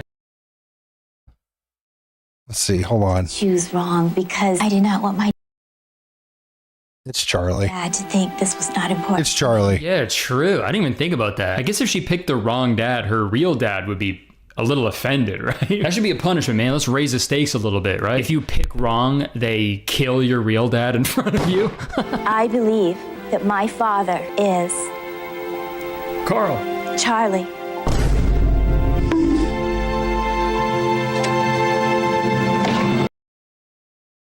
Vote in the poll now. No, I'm just kidding. Let's go. It was Charlie. Called it. You have a good fishing story to tell? Dude, she did it. Isn't that insane? I mean, the reason I said that is I took that second where they cut back from her into them, and I think Charlie looks the most like her. Should not have let TJ watch that video from her dad's friend because that gave the entire backstory. So when Charlie told TJ the exact same backstory, I mean, it was kind of a no-brainer at that point. So they have a nice emotional reunion. Please forgive me. No. They then bid farewell to Scott. My real name is John Robbins, and I wish the two of you the best. Which is nice, but also at the same time, I'd be like, fuck you for lying to me, bro. Thank you. No, thank you. Let go of my daughter. Still gets jealous. The episode ends with TJ's dad revealing that she actually has 3 half-sisters, and he also brings out her birth mother, who he stayed in contact with. Thank you for having me. Thank you. Thank you. Pretty fucking brutal that it was a nice happy ending to the pilot episode of the show. Everything went off without a hitch. And even after all of that, the network were like, nah, this is fucking cheeks, bro. Cancel. But at least TJ is really grateful for her $100,000. You get $100,000. That's so kind. Thank you. Tone it down, dude. They did technically end up airing the rest of the taped episodes of Who's Your Daddy. They aired them on the Fox reality channel on Father's Day in 2005. And this show also inspired a show called Who's Your Mommy, which aired for a whopping 2 episodes. Who's your mommy? I do feel bad that oh Lord, the show didn't work out though, because I do think this has the potential to be a really popular show. I just think they need to switch the rules around a little bit. And here's what I'm thinking. I think the show's fatal flaw was not knowing what it wanted to be. It's stuck between an emotional, dramatic documentary about adopted children and a weird reality TV competition. So I say they gotta pick one. And obviously the one to pick is the reality TV competition. I'm thinking the end result is the same. If the real dad wins, he gets to meet his biological daughter, and she also wins $100,000. That's so kind. But if a fake dad wins, he gets the $100,000. But I don't think TJ should have a say in the eliminations at all. I think it should be up to the real dad to prove himself that he wants it more than the other dads. Yeah, this show needs to be a straight up dad off. 3 challenges. Challenge number 1. Drinking competition, okay? You give each dad a case of 24 beers. The first 4 dads to drink their case of 24 beers, they move on to the next round. Challenge number 2. Each dad has to successfully build a dresser from IKEA and then mount a TV on the wall. And the first 2 dads to complete these tasks move on to the final. Challenge number 3. And this is when the 2 dads play a straight up, no bullshit game of Russian roulette. Full on televised, real game, full stakes Russian roulette. Because if your biological dad really loves you, well, that's Trump's America right there. He'd be willing to take a bullet to finally meet you. Trumpers would 100% watch that. They'd be like, let's see if this man can win Russian roulette with a Glock 19.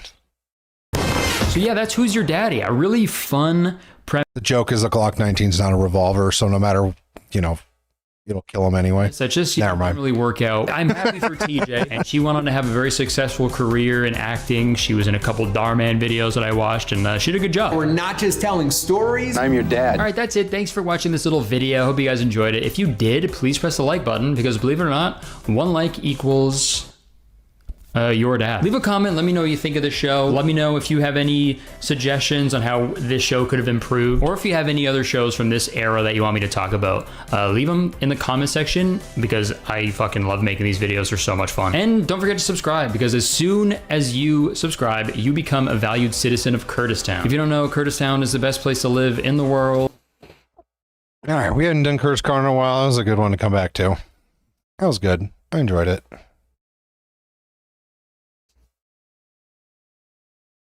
All right, let's do every type of communism explained in 11 minutes. Marxism. German.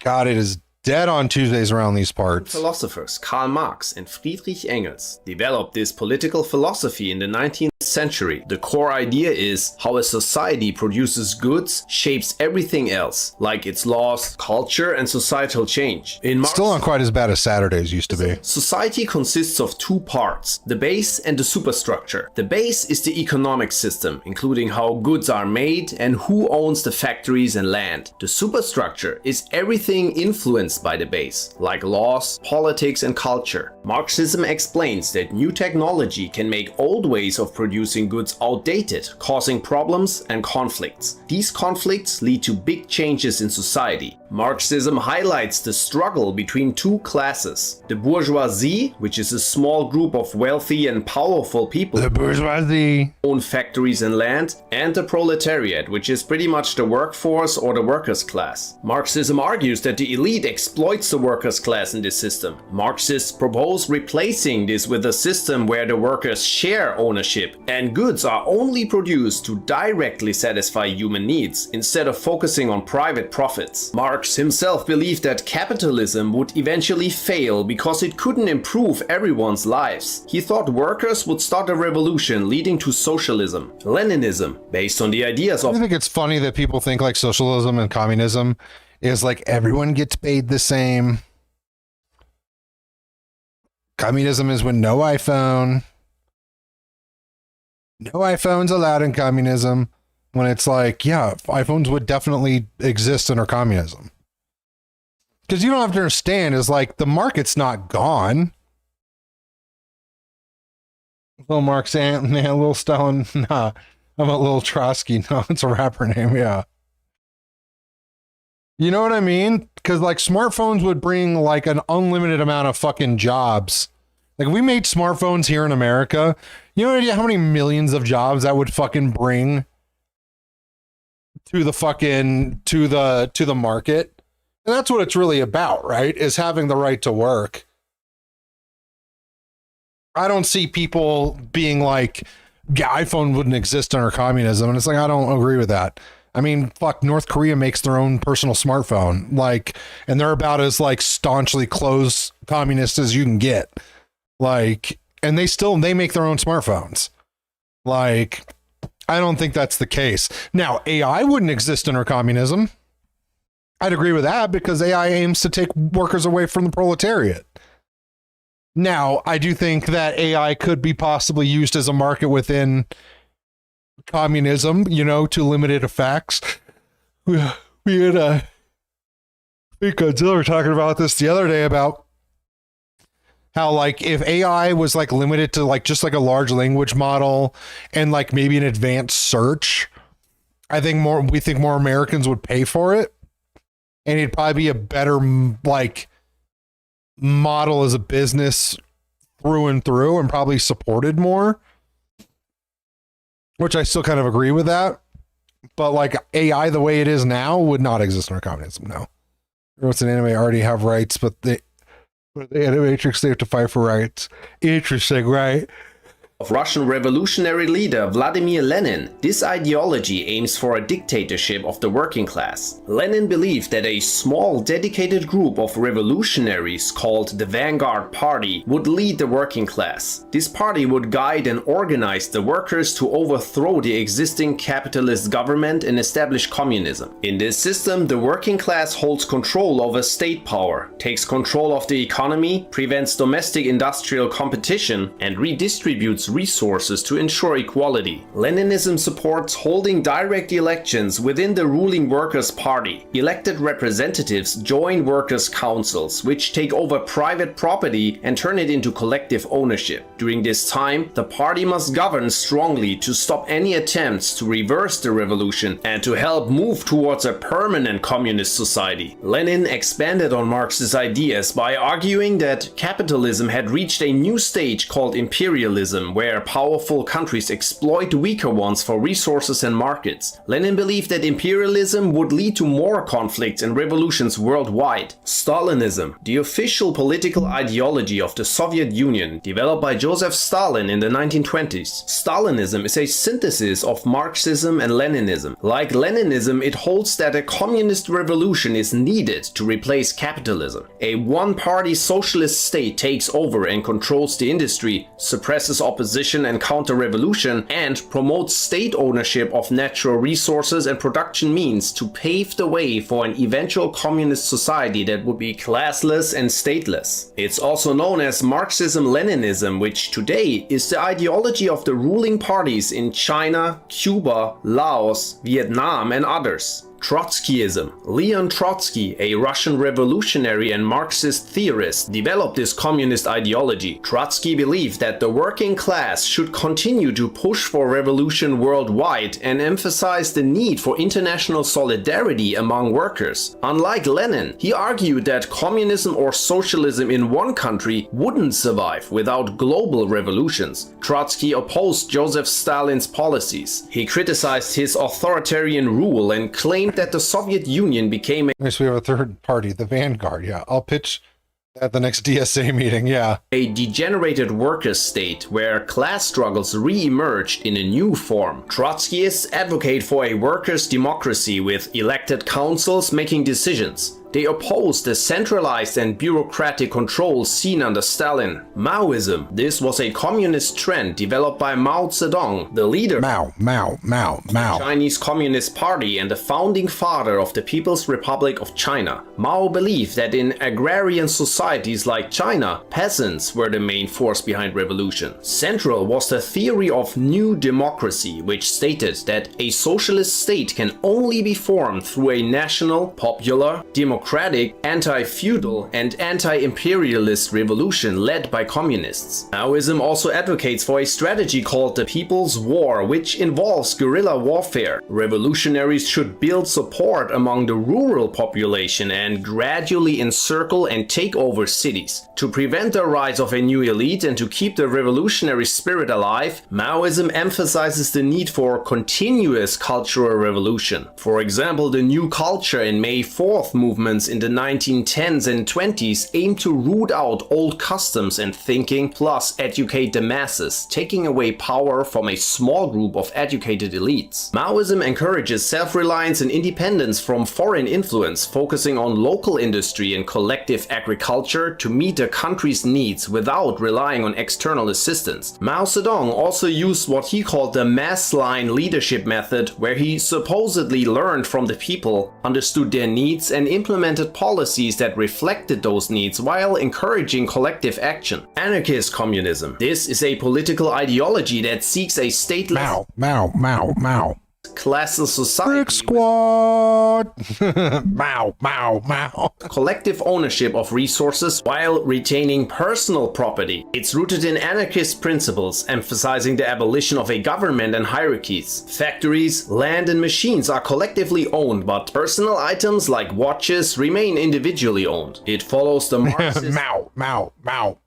principle. Everyone should contribute what they can and receive what they need. There's no money, prices, or wages. People decide for themselves what they need, but within the context of a community that I'm gonna be real, I'm not a big anarchist. ensures fair distribution and prevents exploitation. It relies on the idea that in a cooperative society, people would be motivated by mutual aid and fairness, not greed or competition. People work in necessary roles they find fulfilling for a communal effort, not just for survival. Anarchist communism is an egalitarian philosophy. It ensures freedom and well-being for everyone, not just the wealthy, at least on paper. It also opposes the idea that communal property requires force to maintain. It advocates for decentralized confederations of communes rather than centralized state control. Communities operate independently but cooperate with each other to work on common goals and share resources as needed. This structure promotes local decision-making and autonomy. This system also opposes patriotism and loyalty to the state, favoring community-based governance. Historical examples include the anarchist territories of the Ukrainian Magnovshchina during the Russian Revolution and revolutionary Catalonia during the Spanish Revolution. Primitive communism. This is a way to describe the ancient gift economies of hunter-gatherer societies where resources and property are shared among all members based on individual needs. There was no concept of private ownership, everything was owned collectively. This concept is often credited to Karl Marx and Friedrich Engels as well. Religious communism. This form of communism arises from the teachings and principles of a religion. It promotes communal ownership and sharing of goods among members. Unlike Marxism, which aims to eliminate religion, religious communism is rooted in religious beliefs. Religious communism often predates secular communism as well. Historical examples include 17th century Protestant movements that rejected personal property and practiced communal living, the religious Shakers community in England where all goods were shared, and the Hutterites, a branch of Anabaptists in North America that practiced a form of communism based on strict adherence to biblical principles and community rules. Yeah, it's almost like if you follow the Bible, you end up as a communist.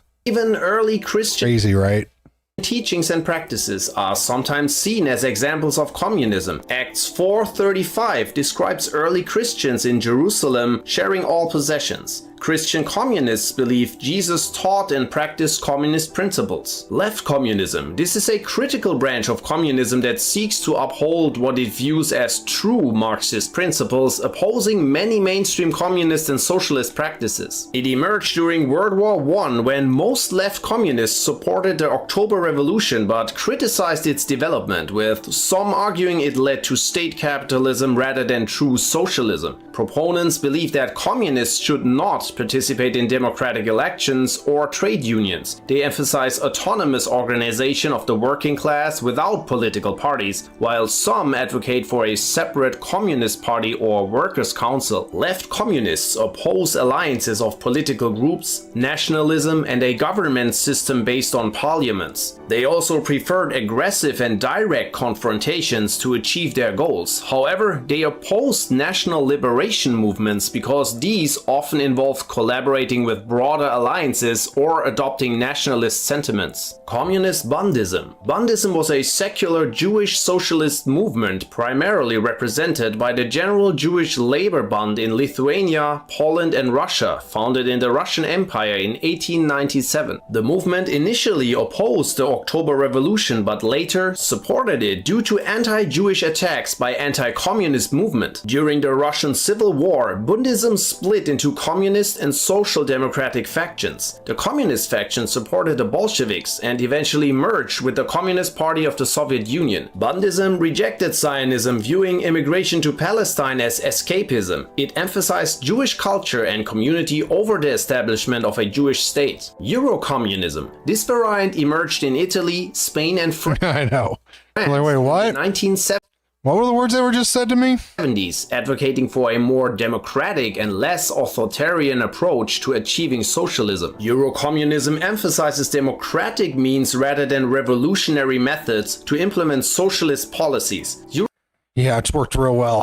Communist parties supported democratic institutions, embraced new social movements like feminism and gay liberation, and openly criticized the Soviet Union while moving away from traditional Marxist ideas and communist party structures. Autonomism. This is a Marxist-based anti-capitalist Autonomism? I've never heard of autonomism. left-wing political movement. It emerged in Italy in the 1960s from the workerism movement. Autonomism expanded the Marxist definition of the working class to include both salaried and unpaid labor, such as housework and raising children, to cover all of society. It claims that collective work produces modern wealth, which often goes unrecognized and undercompensated. It introduced the ideas of immaterial and social labor, emphasizing that all forms of work contribute to the society's wealth, not just traditional manual. The movement also mentions feminism, recognizing the crucial role of unpaid female labor in capitalist societies.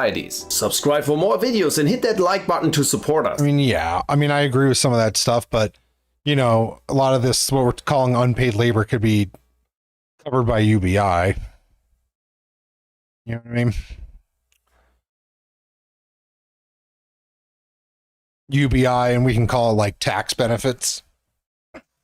Like untaxed UBI from others, I think would be great. Oh, I didn't see this earlier. Denver Post's local news.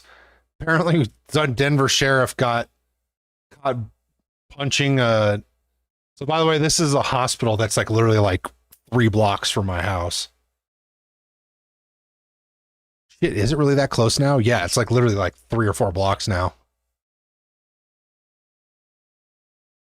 Denver sheriff, by the way, is the it's misleading. It makes you think that they're like a police force. They're not. Denver sheriff is not a police force. They are prison guards. That's all they do. They have no jurisdiction when it comes to being outside of the prison. They are prison guards. Plain and simple. So my guess is they probably took this guy to Denver Health for, here, let's see if it says.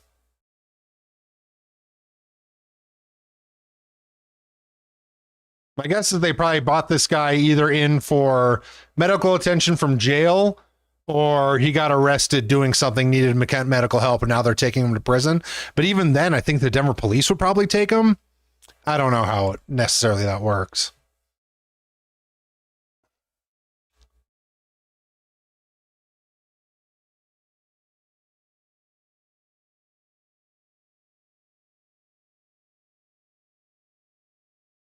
Oh, Jesus Christ. Oh, he's choking him. Guaranteed. I think those partners probably like, the fuck are you doing, bro? There's a hospital staff probably like, what the fuck did you do? See, like this guy's getting escorted by a cop. He's probably going to jail. This guy probably came from a jail. It's a Denver sheriff as well. He's taking him to the van. It's not a Denver police badge. I can even tell it that.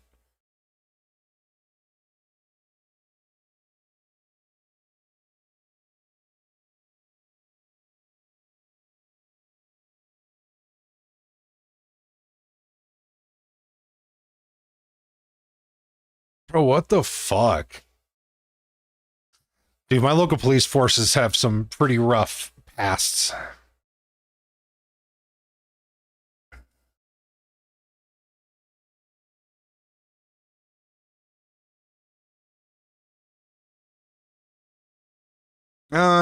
Okay, what are we gonna do next? Kind of want to do the Z-Way interview. I don't know who she's interviewing, but hey, I love Z-Way, so Best of DM Archive. What did I get this one? I love this fucking channel. Best of DM Archive 2025. We're gonna watch some shitty little cartoons real quick. Crab or imitation crab? You can do the real crab imitation crab. Mama, look at the cow. Hey! Somebody say hey. No! Mom, the animals keep flipping me off. Jesus Christ, can you let me drive? How do we know when the rapture is gonna happen? You will hear trumpets sounding from the sky. Okay, yeah, sure. Trumpets are gonna sound from the sky. Bye-bye, I go to heaven. Wait, no! Hi, welcome to Jersey Mike's. How can I help you? You know what I want. Sir, I don't know what you're talking about. Go get Mike. Understood. Here's another sandwich, my lord. Have your way with it. Don't look at me. Don't look at me. You know what's funny is I had a coworker make this joke the other day because I ordered Jersey Mike's. Bussin'. Nice work, bro. This is a great wall you built here. Wait, no, I wouldn't say it like that. It is I, Genghis Kanye. Did I get somebody? Genghis Kanye. Great wall. Go away, Genghis Kanye. Was Twitter not enough for you? Yeah. Oh, God, that's the Genghis Kanye. third wall he's broke this week. Don't worry, I'll break the fourth wall before he can. Yeah. Woo, I'm doing parkour. Mom, look, I'm doing parkour. Get back in the car. Dang, Shawty bad. Yeah, she's bad. Yeah. Yeah. Yeah. She's terrible. Kill her. I've come to conquer your land. Sorry, we're only gonna do a couple minutes of cartoons. I'm sorry. I love this creator so much. I truly do. I love this creator so much. Easily one of my favorite TikTokers right now. And huzzah! He said huzz. Where the huzz at? And he said ah, like goofy ah. Do not fool around with me. I am the Duke of Yorkshire. Duke? Like Duke Dennis? I have a praise kink and a degradation masturbation kink. Okay, yeah. Nice job, dumbass. Wait, no, I didn't mean that. Ah, what are you doing? You just got rage baited. You literally just stabbed me. Yep. Welcome to the Science Museum. This is pretty nice in here. Whoa, what was that? What was that? That's the periodic table. Does it come back? Periodically, yes. Guess what? What? Chicken butt. I want to say thank you to everybody for your donations to Uncle Todd's funeral. Now, I know he wasn't perfect. He was a degenerate gambler. But in the spirit of Todd, I'm going to fucking double down your donations. Put it on black. No, don't put it on black. Oh, no, yeah. Yes. Let's fucking go, laddie. I've learned nothing. Let's go, laddie. I've learned nothing.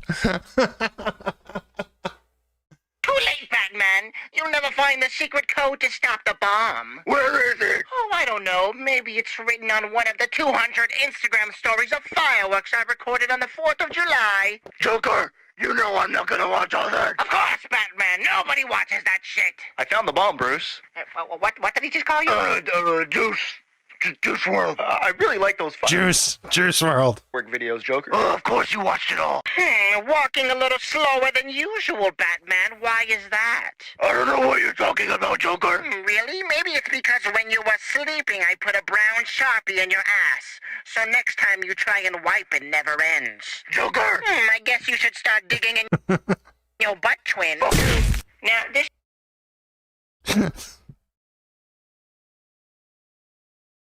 Okay, just like one or two more. We'll get into something real. Fuck, that's funny. Start digging in your butt, twin. This piece is very special. They got 24 karat gold, and it actually belonged to Theodore Roosevelt during his pregnancy. 24 karat. Mom, look at the cow. Wait, where'd it go? Hey, put it down! Never mind, go ahead. Somebody say head. It looks like there's no place left to run, Batman. Time to release my goons on you. No. You're gonna goon on me? Oh, I'm not gonna goon on you, but I've already hired 5,000 artists from DeviantArt to draw us in a relationship. Joker, what the fuck? You know, that's a beautiful thing, Bruce. I support you no matter what you do. What did he just call you? Duke Dennis. You know, I used to build Duke Dennis. pirate ships, but I figured I could make more money driving for Uber. Oh, I'm sorry. Were you telling me something right now? Oh my God, there's a parade! Turn out the way, turn! Ah! What would you do with the drunken sailor? What would you do with the drunken sailor? What would you do with the drunken... Oh, a shooting... All right. Oh, it's good. All right, Z-Way. Tonight, I interview Drag Queen Monet Exchange. What do you want your last words on screen to be? I'm going to Martin Luther King. Lesbians are the super species. Right now, you are shaped like a Cheez-It. Let me take my phone out. You say the N-word real quick. The white people in Cobble Hill love Kwanzaa. My most iconic interview yet. Get a bucket and a mop for this wet ass. Starts now. My next iconic guest is a RuPaul's Drag Race winner. You can see her on Thursdays on Peacock in Traders. Please welcome Monet Exchange. Thank you, Zuri. Thanks for having me in your lovely home. Yes, thank you for coming. I took my monthly bath to be here today. Oh, and it's smelling interesting. Now, can you state for the record your race and gender? I am a Black West Indian American. Amen. And I identify as non-binary, but I don't use they, them pronouns. Okay. Mm-hmm. Use she, her, or he, him. She, her, or he, him. Got it. Whatever you see me as is what pronouns you can use. Okay. Star. Oh, yes. So you sing opera, you dance, you do comedy. Wait, people hating undercover. That's my favorite song. Wow. That was a party foul, Z-Way. I can't believe you did that. I'm sorry, sister. No. Are you doing too much or is everyone else doing too little? I think everyone else is doing too little. I think these days, like, a lot of these kids are so afraid to be, like, unabashedly themselves, to be loud and vocal and proud. No, like, do the most. Everybody else is doing too little. Like, that's what we care about. Like, people who are out here being their authentic selves, 365. That's what I like to be all the time. Speaking of doing the most, your most recent single was titled Body. Do you feel like it's an anthem for the body count community? No shade. I think my body count is pretty up there. Yeah, I've been for a long time. Up, how up? I would say low four figures. Okay. Yeah. Okay. And we don't shame here. We support, we celebrate, and the night is young. We can go get another couple figures. Yeah, and it's also not just always penetration. I count a digit when we're having quality time. Sometimes with those people we were praying. Yeah, okay, got it. Yeah. The prayer, the body's in the room as we serve our Lord and Savior. Yeah, we're praying, meditating, all those things. Sucking dick. So many things come under a body count for me. And that's what the song Body is about. Exactly. Thank you. You understand the assignment, C-Way. Name 5 peers that are DEI hires, and I'll start with Bob. Yeah, I would say Bob. God, do I name white people, black people, or black? I don't know. This is a trick question. That's a racist question. A DEI hire. Okay, Bob definitely. I'm gonna say Mateo Lane. Oh, because he's really gay. He's so handsome. He is very handsome, hot body. Mateo Lane is a DEI hire. I'm gonna say Trinity the Tuck. Because she has a lot of plastic in it. There's not a lot of plastic representation in the community, so I like having her. She's on the DEI And if you could speak up to the plastics in the world. I hate plastics. Thank you all so much for what you've done for the community, how you are destroying our land, but destroying also your bodies by putting all the plastic inside of you, and so it's not seeping into the world. Jinx Monsoon is a DEI hire. I love Jinx. Love Jinx. Love Jinx. Love Jinx. Redheads are a dying breed. So she's DEI. And there are sisters like us. And they're, were you into that? We went all the redheads on TikTok were like, we black too. I'm like, are we really? All right, then let me take my phone out and you say the N-word real quick. Let's see how much part of the community we are. And if you could invite all the redheaded people to say the N-word on camera, please. Hey, if you are a redhead, I'm gonna pull out my little phone. I want you to say the N-word to me. Say it in a song. You know that song about Nicki boss ass bitch? Oh yes. There are so many N-words in that song. Got it. Just say it. Just say the first 3 verses of that song. You got it. And our 5th DEI hire would be no thoughts. RuPaul. Yeah. The mother, queen of your mother. Because she's so in, she's out. You know what I mean? She is the queen mother. What was it like to audition for RuPaul's Drag Race? Girl, it is the most arduous audition process for any reality show. They basically are requiring you to make a short film. And you have no chance of winning any awards. Shut up. No, you have to answer 40 questions in and out of drag. Do a sewing challenge, do an acting challenge, do a dancing challenge. Yeah. Show them a music video, sing a RuPaul song. You have to become basically a little Martin Scorsese to get on the show. And it's exhausting. And a bitch like me had to do it 5 times. And the gag is, going back and watching my season 6 audition tape, when I looked like the bottom of someone's shoe, I had the nerve, the audacity to look into that camera and say to RuPaul, "You looking at the next one of your show, mama," with my eyelash down here, my contour up here, looking awful. But you know what? That's what drag takes. It takes audacity. Delusion. Delusion and audacity is what makes a fierce drag queen. Hey Ru, this is Kevin Akeem Burton. I'm 22 years old from Brooklyn, New York, and I will be America's next drag superstar. It all started on February 19th, 1990, when I literally emerged from my mother's vagina, voguing. I give you a hard and a nightmare at the same time, bitch. Speaking of stars, what advice do you have for young black boys who want to grow up and wear a dress made out of sponges on national TV? Iconic. I think to all the little black boys out there who one day want to try the art of drag and throw on a frock covered with sponges, baby, do you. No matter what those kids will say to you on the playground afterwards, just ignore it. Just be authentically yourself, and that means soaking it up every step of the way. How much of your career do you think you owe to Big Sponge? Oh my God, a huge part of it. I was never sponsored by Scotch-Brite. Hello? Scotch-Brite, you are missing out on your global ambassador. I say this to people all the time. My merch is sold worldwide. Got it. You can go into any bodega. Oh. Any Gelson's. Oh. Any Seatown and find Monet Exchange merch. You can find it anywhere. You know what I mean? But hey. Who do you think is more toxic, the fandom of RuPaul's Drag Race or the January 6th insurrectionist? Oh, close, but I'm going to have to go, obviously, with the Drag Race fandom. Really? They're pretty mean. They're toxic. Girl, the amount of black monkey whores I was called when I won. Oh my God, it's fine. I don't care. These people don't mean anything to me. It's giving me actually more engagement. Corey King taught me that. Oh, got it. So yes, we welcome the racism. Well, no, that's not an advertisement. I will cuss you out and say that your mother should have swallowed and that your grandmother was a bitch. I will say that to you as well. So don't come at me with that. But if you do, whatever. Coming up, what's your favorite Rosa Parks quote? Ooh, why y'all put me back here? Did she say that? She said it. I've heard it. She said it. And what was the context? Because it was when they had first told her to go to the bag. And it was like her instinctual reaction, you know. You were on Traders with Portia Williams, Candace, Dorinda, Lisa Rinna. Did you get any advice from Bob the drag queen on how to piss off the housewife fandom? Okay, fun fact. Literally going to the house, he's like, Monet, if you can do me one favor. He's like, Monet, I'm begging you. Please do this for me. I was like, girl, what? He's like, if Dorinda is there, you have to make sure she goes home first. He was plotting and scheming literally up until I did not have my phone anymore to send her. He said, Monet, it will be iconic. It will be great TV. I was like, so for the housewife delegation to eat my ass on Twitter like they did you? Girl, she was going through it. It was almost her 13th reason. Yeah. Oh. It really was. The housewife, I thought drag races were toxic. The housewife fandom is crazy. Yeah, we're Lucas. So I'm going to list famous people and you're going to tell me if they're drag. Ooh, okay. Hey, wait, if they're drag? Yeah, if their persona is drag, okay, right? Okay. George Santos?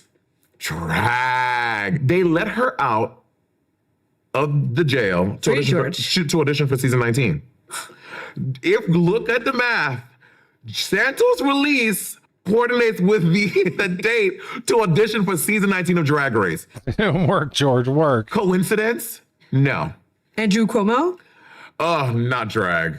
I know lots of drag queens are liars and cheaters and stealers, but we don't claim her. She's not drag. Mom Donnie. Oh, drag girl. She's the one gonna come to the pageant and give you all nasty political number. You be sitting there like, oh girl, my dog, we know, girl. You care about the seals. Okay, girl, just give us a little 5, 6, 7, 8. She's one of those girls. Marjorie Taylor Greene? Not drag. Not drag at all. Crockett was right. Bad built butch body. Marjorie, throw on a pad, throw on a corset, and maybe we'll consider you. Because right now you are shaped like a Cheez-It. And I don't know. Shaped like a Cheez-It.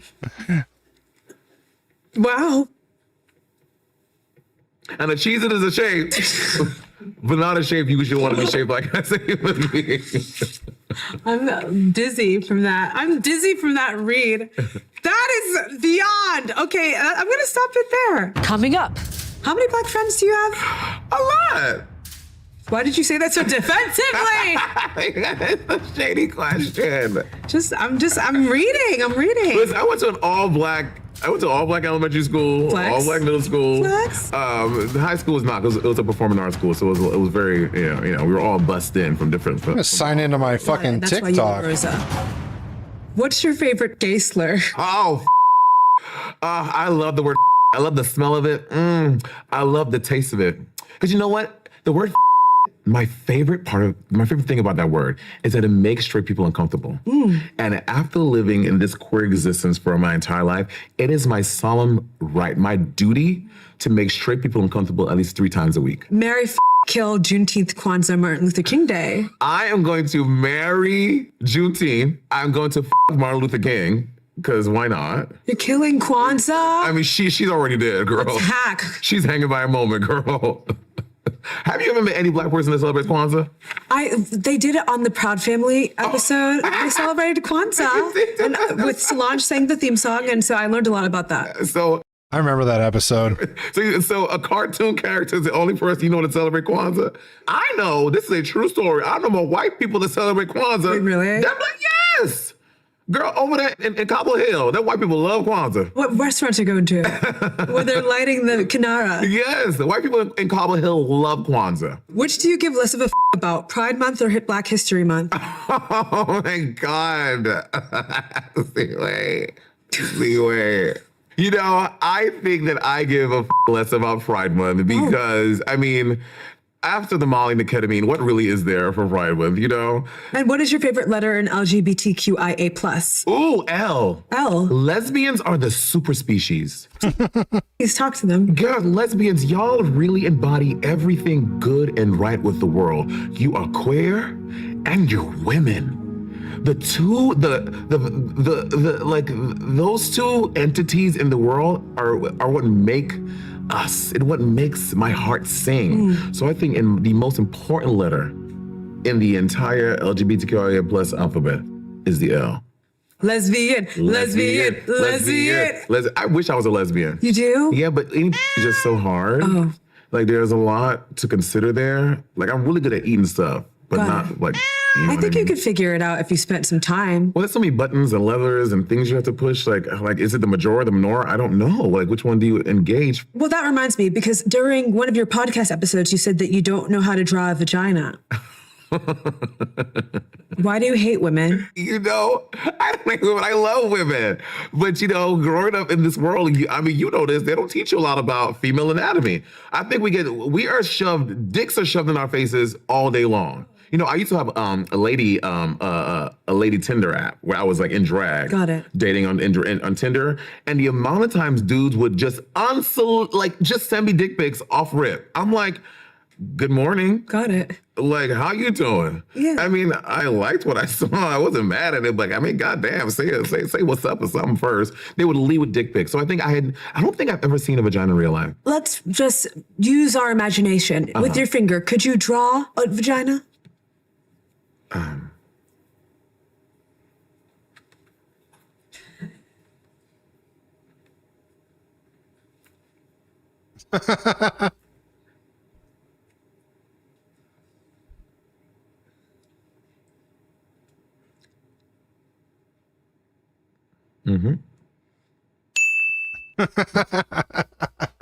Vagina.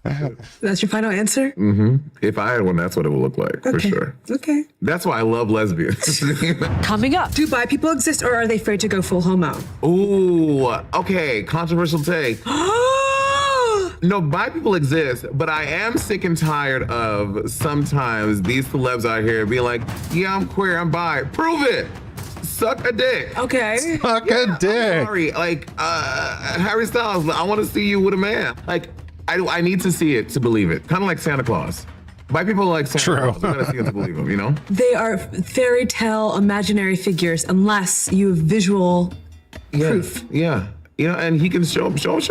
Well, you just want to Harry Styles. Sure. So you're getting married. I'm engaged. You're engaged to be married. Tell us about your partner. All right, so my partner is a gentleman. He works in recovery. His name is Andy, and he helps people stay clean and sober off of drugs and alcohol. Oh, wow. That's really, really. Yeah, he has 17 years clean and sober. Well, congratulations to Thank Andy. you. And so he famously is not black. Correct. Then how is that? You know, dating a white partner in these evil streets is crazy, girl. And people are mad when your partner is not black. They be really mad at you. Comment like fans from Drag Race or whatever. Oh, girl, when we got engaged, also biphobic. Yeah. They put a thing on Twitter, and there were 3 different types of comments. Number 1's like, oh my God, Monet, we love you so much. Congratulations. We love you, love you, love you. Number 2 was, who is that? Who is this person? Yeah. And number 3 was, look at you celebrating this white king, my sister. We can't believe that you bowing down to the white man. You taking that white Dr. Umar in the chat. Full dick 3 nights a week, ain't you? We knew that shit was right about you, Monet. It was those 3 different comments. You sounded just like Dr. Umar there. I think he was the number 1 comment. I love seeing his rants on TikTok talking about like the snow bunnies. And can I tell you, this might be a little snow bunnies never, black queens forever. I like to say, but you know, when has it ever stopped you? You know, because you know, white people do not have an abundance of slurs. You know, they have like kind of colonized all the slurs on all of us, calling us the N-words and all the other things. One of the ones that really tickles me for white people is calling them snow. It is so offensive and so mean, but I'm like, so when Dr. Umar says something. Oh, you'll like my shirt today. I sucked Bigfoot's big dick in the Pacific Northwest. Why, how did this come up? I don't, because Dr. Umar, he says it. Got it. Yeah. So you like to say that to people? No, I don't like saying it to people, but you know, it's sometimes. Is Meth Syndicate still have a site these days?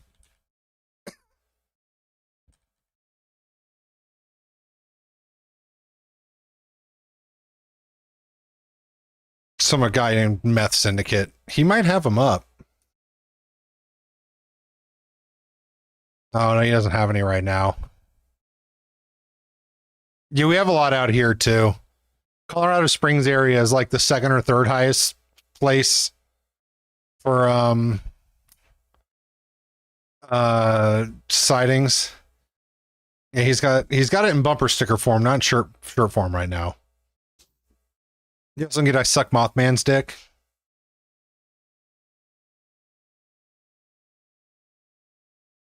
He does drops on Fridays. I don't know what he's on Instagram anymore because he keeps getting banned. So he's meth something on Instagram. I don't remember what. Comforting hearing something for them too. So we all getting it. Oh, what's your favorite? Meth Syndicate Fridays. He'll tend to have one. Try searching for him on Instagram. That's where he posts most of his stuff. I don't know what he's on Instagram anymore. Here, I can look. Hold on. Because he gets banned all the time because they're like, oh, meth. It's really dumb.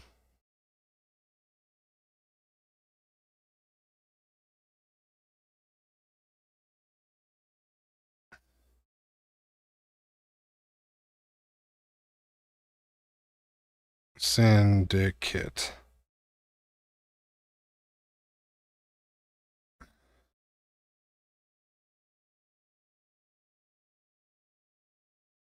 I mean, fuck, is he even on here anymore? Oh, I guess I can probably check his website. His website probably has it.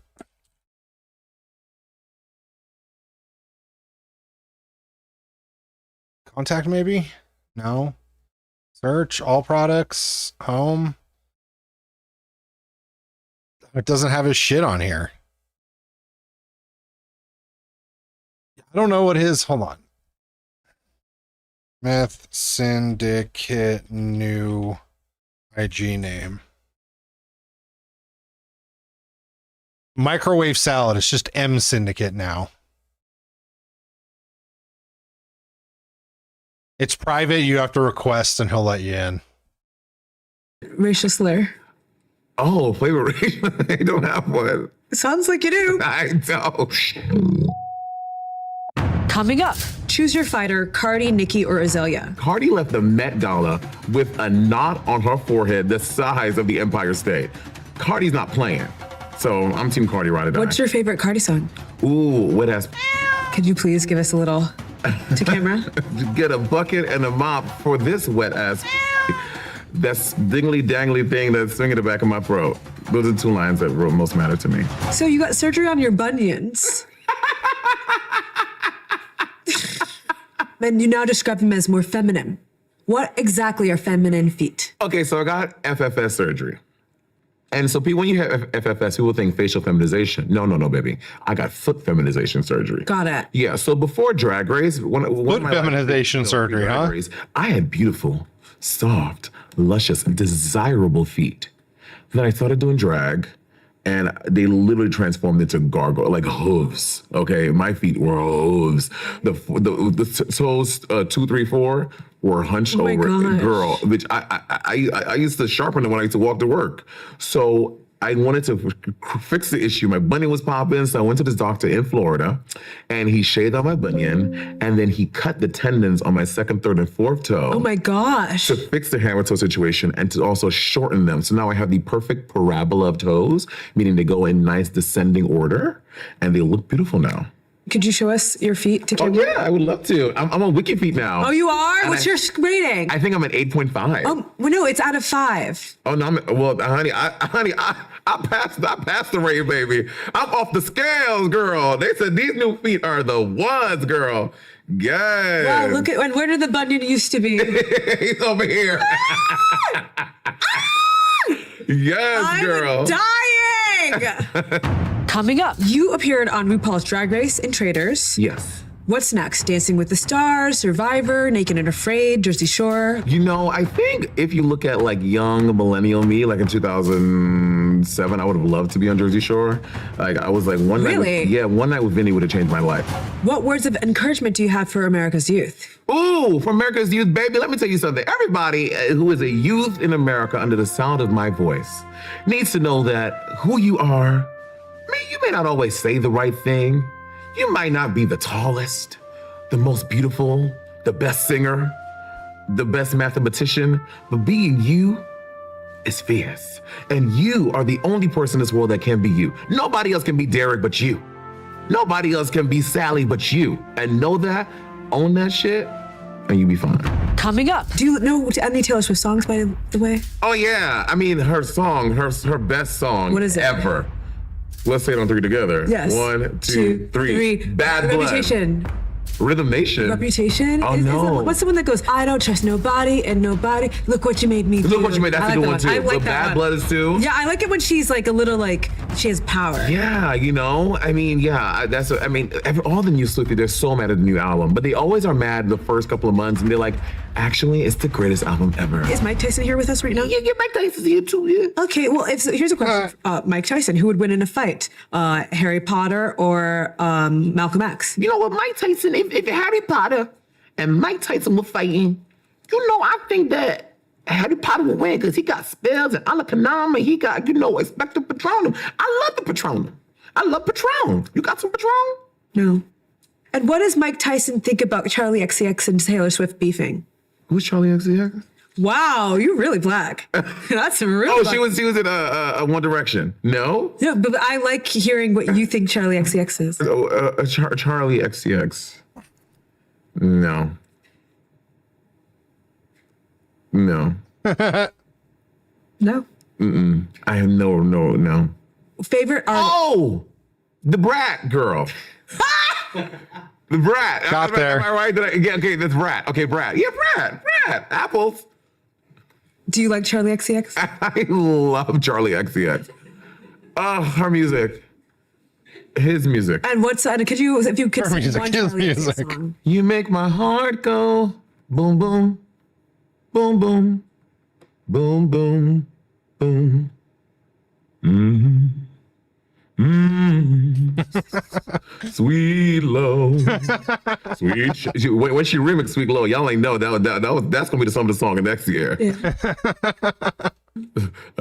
Chariot coming forth to carry me home, sweet low, sweet chariot coming forth to carry me home. Brat. I know there's a dance. Dun, dun, dun, dun, dun. How do you think this went? I don't know. I think I'm probably canceled. I should start my apology tour probably as soon as I leave here, actually. If you'd like to apologize, let's get ahead of it. Listen, y'all don't know. Everything I said today, I was reading a prompter the whole time. You don't know. So It's AI. It wasn't my thoughts. I was just saying what the prompter was telling me. So don't be mad at me. I didn't say it because of my own volition. What do you want your last words on screen to be for this interview? Lisa Rinna. And that's on period. You said that with your chest. Every ounce of it. Let's talk about the husband. Please give it up for Monet Exchange. You are so funny. Oh, thank you, Zee. Thank you. This is so fun. You're so funny. And You make it it's so easy. quickly. You make it so. Oh, my fucking keyboard is dead. Out, but it was pretty obvious. Going to school in some leg warmers and some booty shorts. I love to use props. Sex toys. How you doing? Gay. That's definitely a dog toy. Oh. We don't need to watch that. Tonight, All right, I think I'm going to call it. It's a slow night. I'm going to go do some things around the house.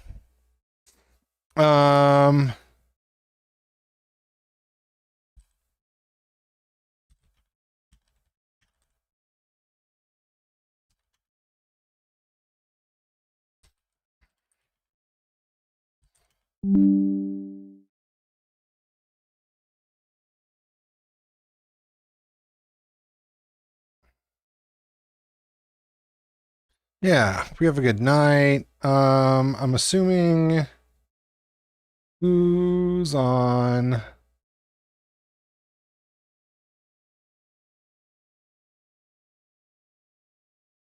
is this?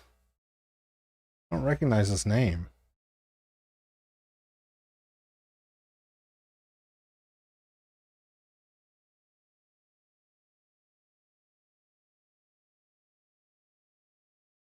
How are they running ads?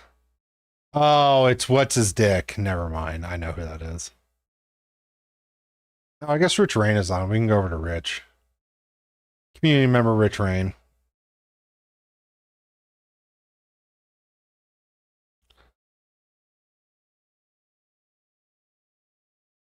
Hold on, we'll get there. I gotta do all this clicking. I didn't get ready.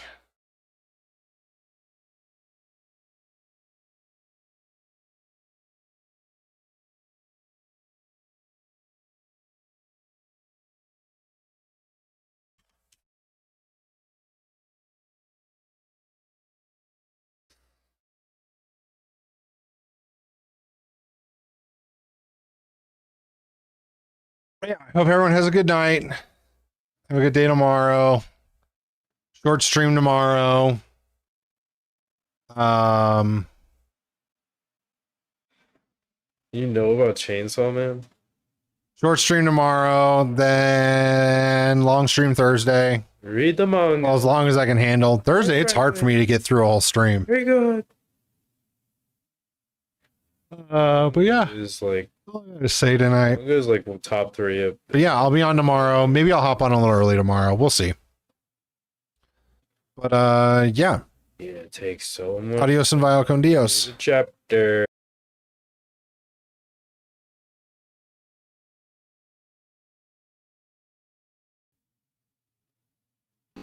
Rich Rain is coming in hot.